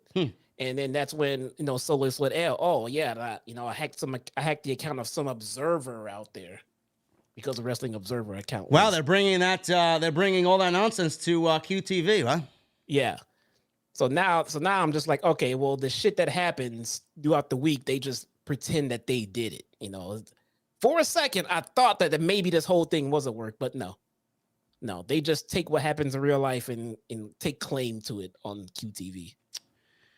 I don't know, man. I'm not enjoying it. But I don't want to say anything too negatively. Otherwise, QT Marshall's going to end up blocking me and then having a fucking problem with me like he did Raj Giri. And I don't want that. Let me tell you I something. already got enough problems. QT, if you're watching, I was the fucking guy here putting over your fucking documentary. Putting over that documentary. Facts. Remember that? I was the one Facts. putting that shit over for everyone to go fucking watch. Listen, QT's a great wrestler, man. I'm not taking nothing away from him. Yeah. So my point is, I'm gonna call the good shit like I see it. And if last week was good too, this week was not good. No. I thought last week's was better too. I didn't like this wasn't week. good. Sorry. It's okay. We'll see what happens next week. Yep. Skye Blue and Toni Storm. Ooh, yeah. Oh my goodness. Yes. I don't know, man. Match of the night. This is my dream. Dream match. No Brittany out there. Hi, Britt. Hi, Britt. How you doing? How you doing, honey? Listen. My mother's basement is next Friday. I want you to come on down. Really. Wait. She's invited and I'm not. Of course she is. Of course. The fuck Britt Baker's is going to be invited. What the fuck are you talking about, man? Well, what if somebody chips a tooth? This is true. I need a dentist there. You know. This is true. All right. I need some medical on staff. Fair enough. You know. Hi, Britt. Listen. We missed you tonight. But listen, we love Bay. We're glad he's back on TV. It's over the moon that he's back. Absolutely. I don't know, man. This match was fucking unbelievable in every way. But I'll tell you what, man. The ladies, they move like they're in fucking quicksand. I swear to God, man. The one thing I do not like about the women's division, it's you know how you go and it just looks like they're still in rehearsals, bro. I don't know how to describe it. You know? Right, well, so this is what I saw. And listen, Skye Blue is getting better, bro. But I mean, I'm only saying this because I watch both Dark and Dynamite. So I've seen the pace at which Toni Storm normally works. And I'm used to the pace from seeing the pace of what Skye Blue normally works. Toni Storm slowed down tremendously to keep up with Skye Blue's pace. It's not saying that she's bad, but she is not on the skill level or the pace of a Toni Storm. So Toni Storm, there's not many people in that division that are. Not many people that are. So Toni Storm, rightfully slowed down her tempo and everything else to work with Skye Blue. It's what you're supposed to do. And unfortunately, it kind of showed, it kind of exposed Skye Blue a little bit in her timing and things like that. But yes, Skye Blue has improved. I'm watching her improvement. You mentioned earlier about liking to watch NXT, to watch people improve. Skye Blue for me is one of those wrestlers who has improved. She is getting better. But in a match on national television against a veteran like Toni Storm, the things that she is not so great at will be brought to the forefront. Tony Schiavone mentioned that Skye Blue has 72 matches in AEW. That's a lot in a short amount of time, man. It's a lot. Yeah. She should be a lot better than what she is. Maybe. Well, Am I being too hard? Am I being too hard? There is no number that there's no number of matches you should have had to be as long as you're improving. I don't care what the pace is, as long as you're getting better. If you're staying the same or getting worse, get out. Yeah. Storm wins in 7 minutes. She had a nice little trifecta attack at the end of the match. She did the hip attack, a snap German, and a Storm 0. 1, 2, 3, and Storm wins in about 7 minutes. Willow Nightingale and Riho ran out with a lead pipe because there was going to be a 3-on-1 attack here on Skye Blue because the Outsiders, what are they called? The Outcasts? They were about to spray paint Skye Blue green, bro. We don't want Skye Blue spray painted, even though she probably look good in any color. But I mean, what are we doing here? I don't know. The fuck are we doing? I like how they bailed, and then was like, "Nah, let's go get him." And then Rio was like, "I still have the pipe." Oh fuck, that's right. She still got the pipe. She's got the pipe still. Back up. Okay, we're gonna. Man, has Saraya been a bust for AEW at this point? Or is it too early to judge? I think it's too early to judge. I want to see where this storyline is going. Clearly, this storyline has to be going somewhere. It has to be leading up to something big. Someone coming in for the first time, someone coming back. There has to be some kind of payoff for this. I want to see where it goes, and then I want to see the direction of Saraya's faction and see where it goes from there. So let's see. Listen, I don't know if this doesn't lead to Mercedes coming in to challenge Jamie Hayter. I don't know what the fuck we're doing. I don't know, man. But it could be a number of things. Maybe this leads to us getting Britt Baker versus Jamie Hayter. It has to go somewhere. So I just want to see where it goes. There was a trainer backstage checking on Stu Grayson after his match with Jon Moxley. Moxley walked up and said it was just business. And then all of a sudden choked out Stu Grayson again, rammed him into a production crate.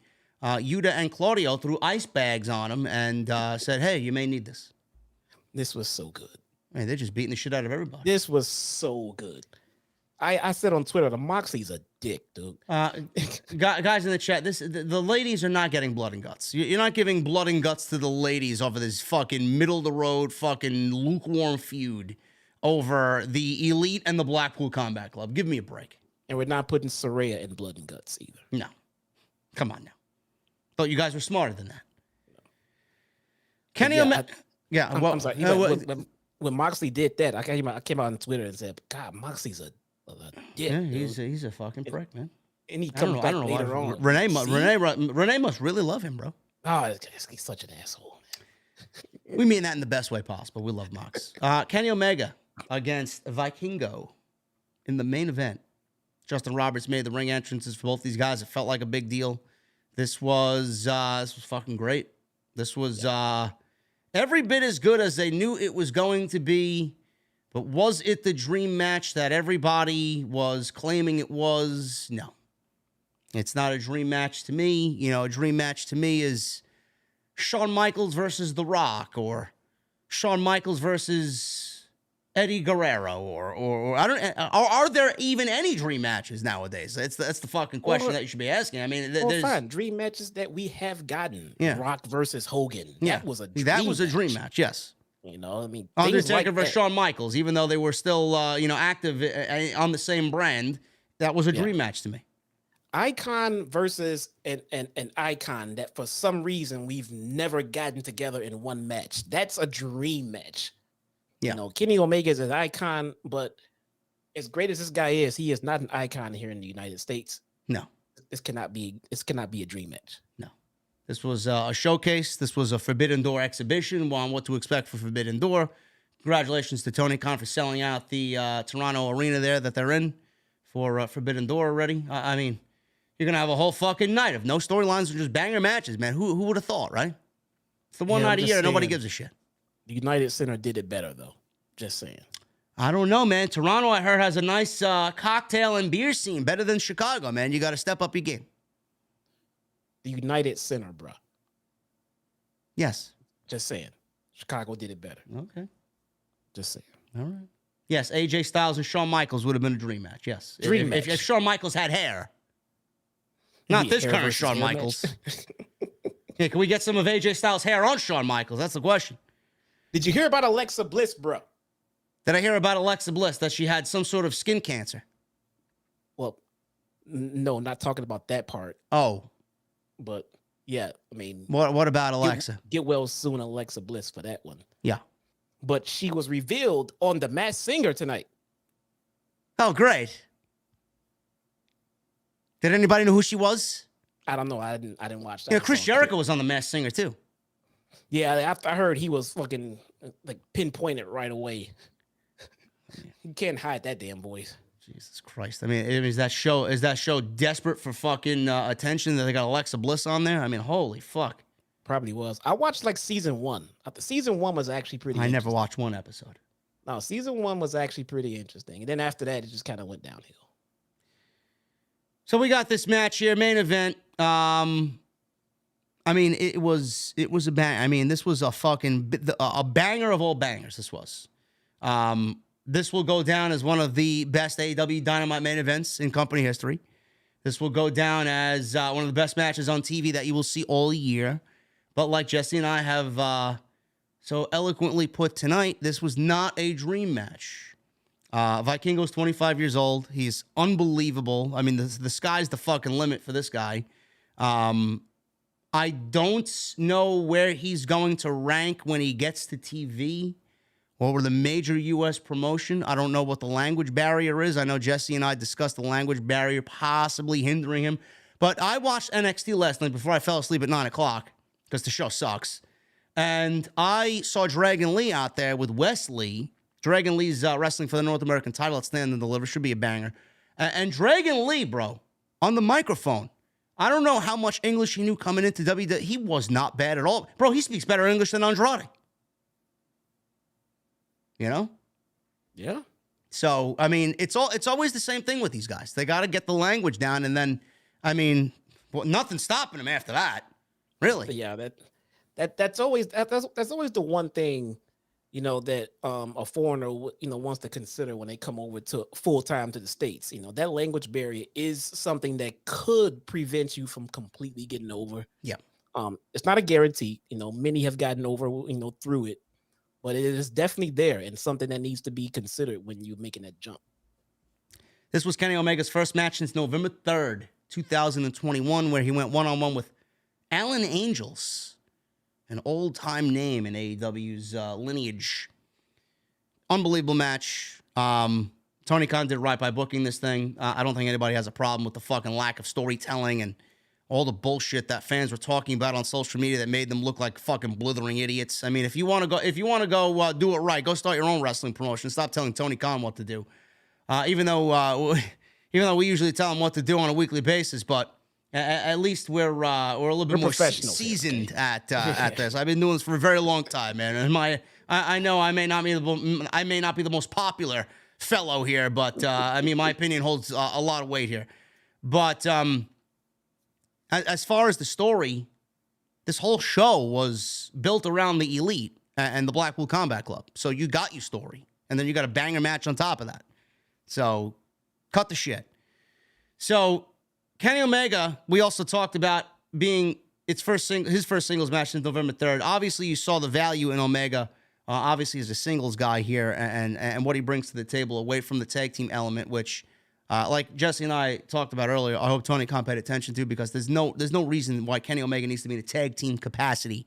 Again, he should be mixing it up with fucking mega names in the main event solo. It just makes the whole show feel that much more must-see. And I honestly think this is where fans kind of drifted off a little bit. It's like the same shit. We're like, what are our guys doing? Like, we came here to see the story that they have adopted for themselves into the company, and to see matches like this. And they've gone away from that. So I'm glad to see Omega back here in the main event. I mean, Vikingo, he started the match off with a huge fucking suicide dive right on Omega, right out to the floor. And Omega was sent to the floor soon after that, after an implosion hurricanrana out of the corner, a corkscrew kick. Omega was sent to the floor where Vikingo hit a shooting star press off the apron, an unbelievable springboard 450 splash off the second rope that got Vikingo a near fall back inside. Omega, he was battling back. He hit Vikingo with a tilt-a-whirl backbreaker, a fisherman buster. He then threw Vikingo into the barricade on the outside and set up a table on the outside because fans were chanting, "We want tables, we want tables," as if you weren't going to get enough in this match. Vikingo fought back on the apron. Omega hit a perfect monkey flip on the edge of the apron. Vikingo landed hard. Omega wanted a snapdragon off the apron through the table, but Vikingo sprung into the ring, leapt to the top rope, and he was standing on the steel post and hit a Dragon Rana on the apron to the floor. Unbelievable. So back inside, Vikingo hits Omega with a beautiful corner kick, and they're fighting up on the ropes. Omega tried for a powerbomb, but Vikingo turned it into a hurricanrana in midair and planted Omega on his head, which looked absolutely fucking sick. I thought Kenny, bro, came down right on top of his head. You know, Stinger fucking was running through my head, man. A neck injury. I'm like, holy shit. Yeah. No, it was scary, right? I mean, whenever you see a spot like that, especially when you're not used to seeing, you know, the reaction is always, and somehow when you're in a match with Kenny Omega, they always manage to get those high risk spots to just barely clear, especially those dragon suplexes, man.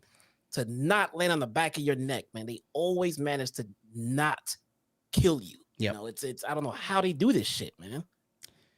So Omega's in the ring, laying on his back after that terrible looking spot. Vikingo followed with a fucking spinning Phoenix splash from the apron, springboarded off the second rope. I mean, I don't know how to fucking write that shit down. I mean, you got to go watch it. Near fall. Omega caught a flying Vikingo midair, powerbomb, pump knee. Vikingo kicked out. Omega followed up with a snapdragon, which looked absolutely fucking devastating. Omega hit a perfect V-trigger. Vikingo then countered a one-winged angel into a swan dive poison rana that spiked Omega again on his head. Omega is now in trouble, finds himself laying on the table, and Vikingo, I mean, this guy ran from one end of the ring to the other to springboard with 1 foot off the second rope to do a fucking 630 senton through the fucking table and nailed it beautifully. I mean, I don't know what the fuck I'm watching here. Crowd is legitimately on their feet chanting, holy shit, holy shit. I mean, Tony Schiavone's losing his mind on commentary. Excalibur's fucking losing his mind on commentary. Omega then somehow gets back up in the ring. V-trigger, one-winged angel. And that was basically the end of the match right there. That 630 senton was a thing of beauty, man. I never seen anything like that before, ever. Holy shit. In the little, the little package that they played for Vikingo, I mean, that little package, I was like, wow. Some of those moves, like, wow, holy shit, man, look at that. And they played like maybe once, twice, and I was already looking forward to seeing what he can do, and he did not disappoint, man. No. I mean, the guy is absolutely breathtaking. You can see how great of a worker he is. He's only 25 years old. I don't know what the future holds for him, but, Jesse joked around to me on text tonight during the show. He's like, Triple H probably on the phone already within the first 3 minutes of this match with Conan about fucking Vikingo services. I wouldn't be surprised if Triple H is fucking scouting this guy already. Yeah. That's why Tony. That's one of the reasons why Tony Khan wanted this match to happen now. Yeah, I was saying myself. I could not put guys like this on national television without locking him down somehow, some way. Because I mean, it just be an open market for WWE to come poach a star like this, man. Schiavone's in the ring with Omega. Interview time. He told Omega it was a match for the ages, and I won't go that far.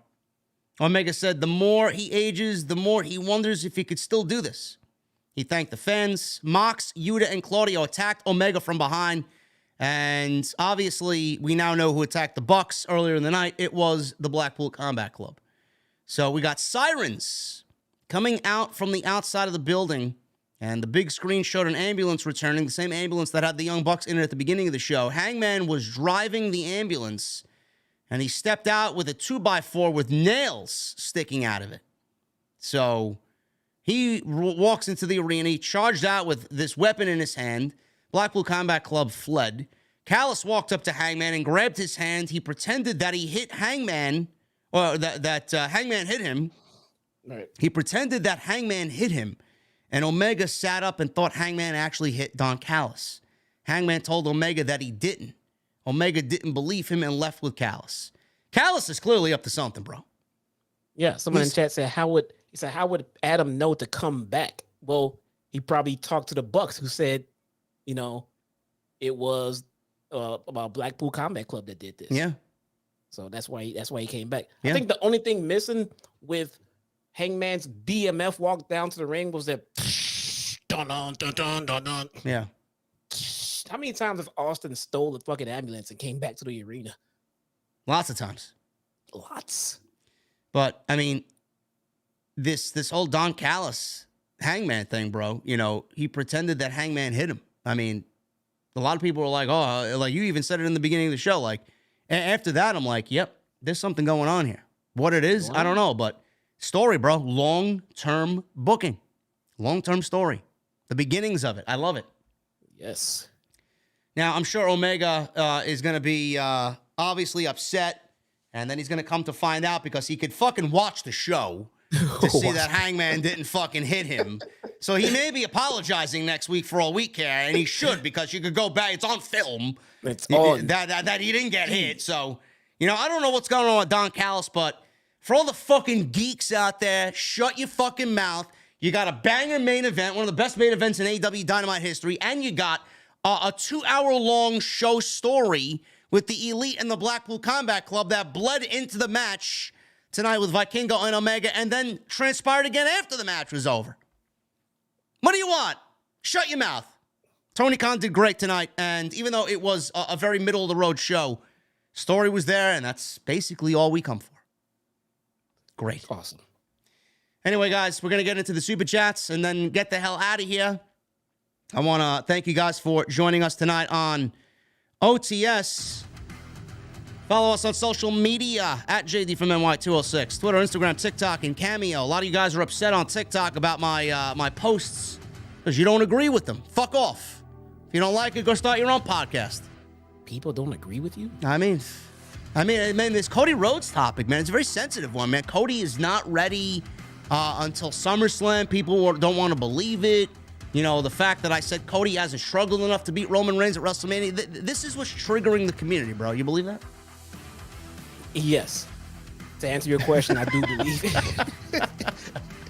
I've seen the community triggered over much Jesus worse. Christ. So go follow me on there, man. Some great content, some YouTube shorts up there, TikToks as well on TikTok. All you need is down in the description below. Hit that subscribe button down below. Turn on the bell for notifications. Go follow Jesse as well on Twitter and on YouTube. Chi-Town Smark, same on YouTube. And please make sure you guys go check out all the other content on the channel. Plenty of it. We'll be live tomorrow afternoon with your midweek report. And then Friday for SmackDown. Hit that thumbs up. We got 660 likes. That's unacceptable. I need listen, if you guys are not going to at least do 1,000, I need at least 800. Come on. Hit that thumbs up. It's a great show tonight. Great discussion. And Super Chats, like I said, are open. We're going to get into them right now. Also, tonight's show is sponsored by The Ridge. Ridge.com/scripts. 40% off, guys. Seriously. This is the absolute banger of deals. I mean, I've never seen anything like that with Ridge. I got 4 of them. I may get myself another one. Ridge.com/script. 40% off for their 10-year anniversary. Do not miss it, because you only got till March 26th to take advantage of that deal. Joseph Taylor with a $2 super chat. He says, JD and Jesse, fuck Bill Goldberg. What? Bro, that may be the greatest comment you ever told us. Tony Brown with a $4.99. He says, real meat lovers. Bro, Dante Martin is a lucky man, bro. Holy shit. Michelle Moran with a $2 super chat. Vikingo is insanely good. Main event banger. Zachary Busby with a new membership. Thank you, Zachary. You will be in my mother's basement. Paul Troy with a $5 super chat. Do we really need Punk when we have Adam Cole? Yes, we do. If Punk wants to be back and AEW will allow him back and the Elite allow him back, sure.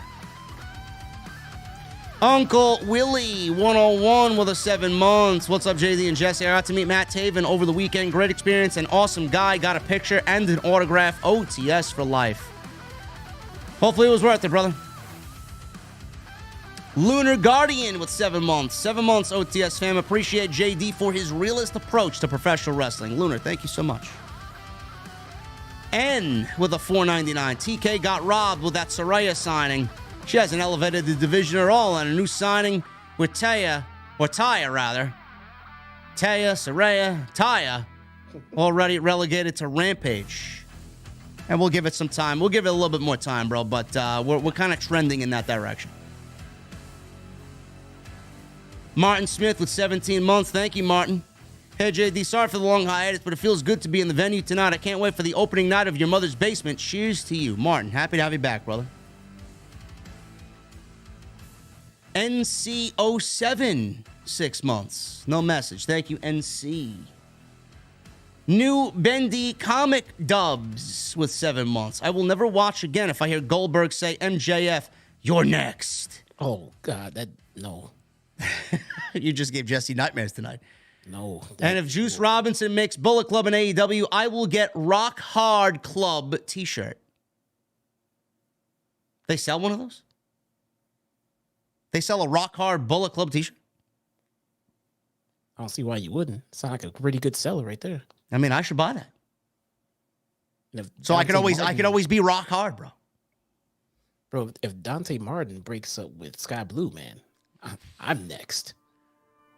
Get in line, buddy. It's right here in Chicago, too, man. Yeah, I know.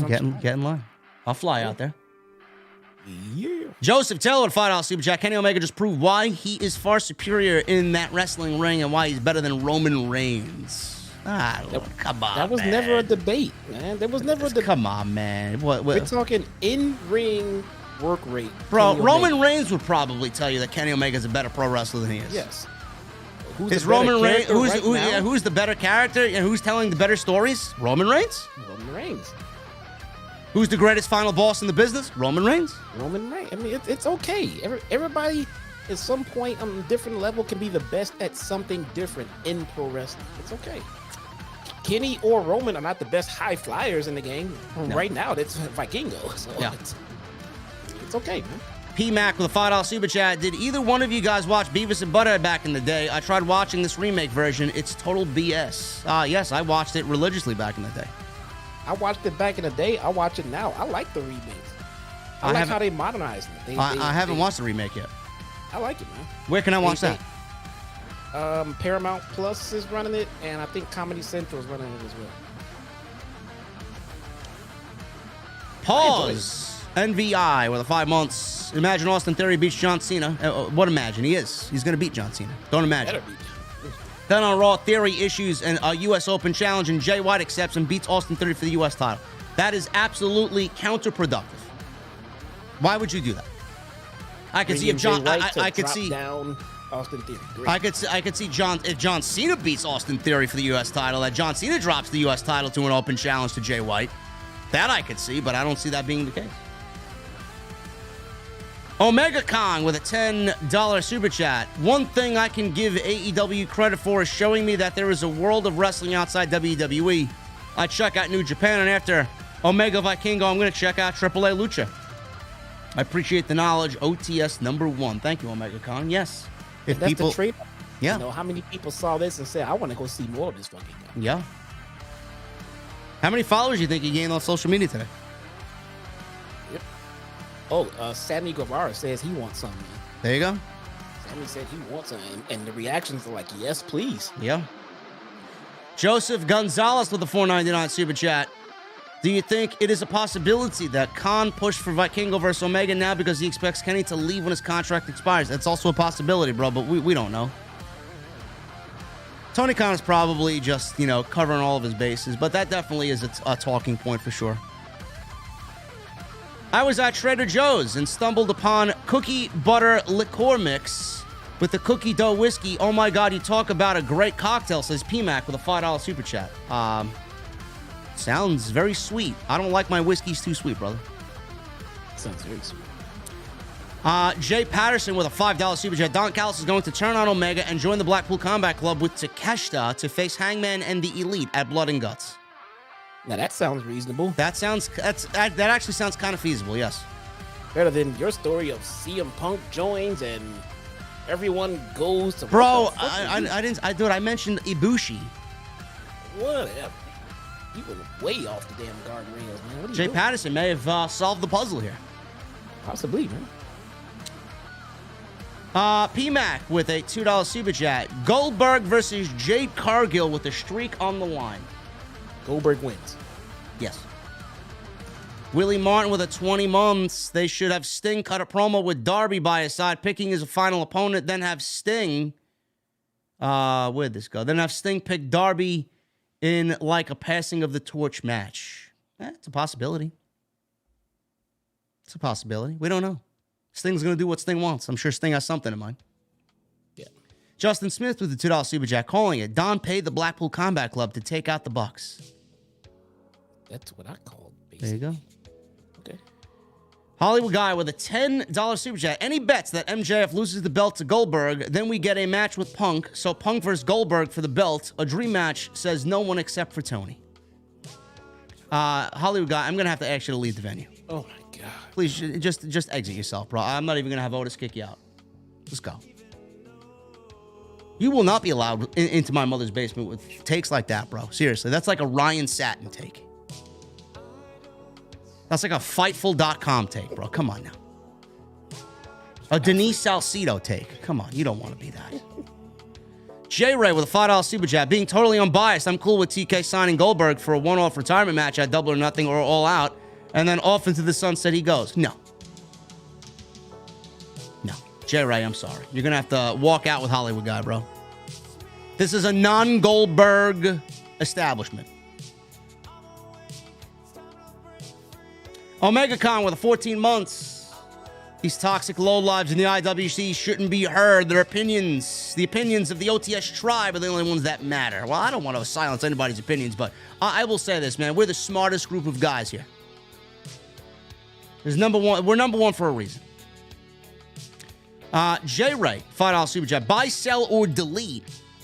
SummerSlam 2002, ECW One Night Stand 2005, or AEW Revolution 2021. Oh, that's all you, brother.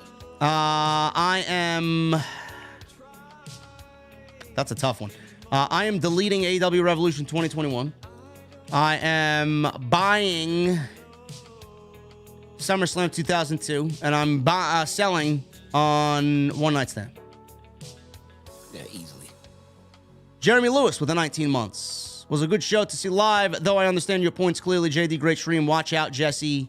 Cheers. Yes, Jeremy, thank you for the sign, brother. I appreciate you, man. I didn't see the sign on TV, though. I did. Did you? I did. Yeah. Where was it? It didn't catch it. He didn't catch it flush, but you definitely saw him in that sign, and you saw them sitting because he was off. So he was off to, as if you look at that hard cam, all right, he was off to the right side. And then one time, one of the floating cameras came swinging around, and you saw the sign over there. I didn't get a chance to take a picture of it. I'll take a picture of it when I get a chance. Well, I mean, thank you, Jeremy. I mean, I appreciate you taking the sign into the venue. I always appreciate it. It's always great to see that type of energy in support for the podcast, man. Hopefully we get to do it again. Yeah, that's awesome, man. Rep NYC with a $20 super chat. Yo, JD and Jesse, I'd rather watch paint dry while drinking squirt than see Goldberg or Oldberg in an AEW ring. OTS for life. Bro, I'd rather do anything than watch Bill Goldberg in an AEW ring. I'd rather listen to Denise Salcedo than watch Bill Goldberg in a ring. And holy shit, man. That's like the bottom of the barrel right there. Come on now.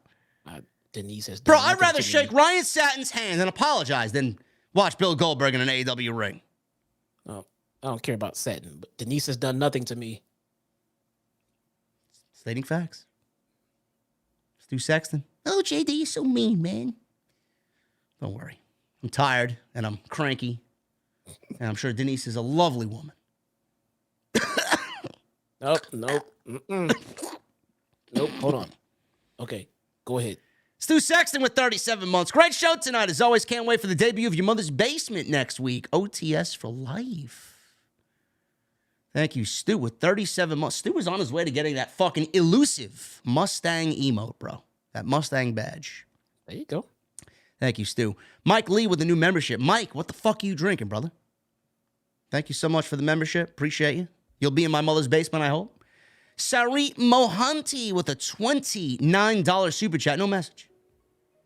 And he becomes a new member, Sarit. Thank you, man. There you go.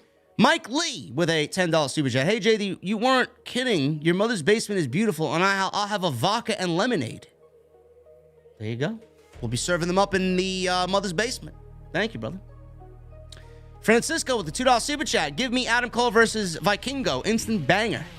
Bro, you could put either one of those guys in a ring with anybody, and it'll be a banger. Yeah. And Zay the Legend with a $4.99 super chat. He says, did y'all watch BTE this week? If y'all did y'all see the part? There are a lot of y'alls here, by the way. This is not me poking fun at him. Did y'all see the part when the Elite made the group chat and Kenny Omega left the chat so damn quick? Is that because CM Punk entered the chat room? No, because Hangman's in it. Because Hangman's in it. There you go. I don't know. Listen, man. Everybody was They were all waiting for Hangman's response. Because I think it was Matt. It was like, hey, we should all get together and shit like that. And Hangman was in it. They were like, yeah, okay. Then no Kenny reply. Yeah. Yeah, guys. I don't know what I'm doing with Ring of Honor next week. I don't know what I'm doing. I may not cover it because it's my mother's basement, bro. I gotta do SmackDown. Jesse will cover Ring of Honor. There you go. Go listen to Jesse for it. I'll cover it. I might even do a review instead of. There you go. I can't do that. I can't watch 2 shows at one time. I don't know how some of these people do it, man. 2 shows at one time. I don't know. Anyway, man, that's it. That's all we got, guys. We will see you, or I will see you tomorrow live on OTS, man. We got some stuff to talk about, man. Some rumors going around with WrestleMania coming up. Some WrestleMania rumors. What time are you going live? Right now it's 5 o'clock. I will let you know. Okay. I will let you know this week, okay? Okay, thank you. Just calm down. You're not being titillating enough, okay? Maybe not. All right. Anyway, guys, I'm getting out of here. I'm going to make myself a drink and then play some Destiny. Because I haven't been on all week and I got to get my grind on. But listen, guys, I appreciate you. I'll see you live in the venue tomorrow afternoon. We'll go over the midweek update with news. Hit that thumbs up. Hit that subscribe. Follow me on Twitter. You guys know the deal.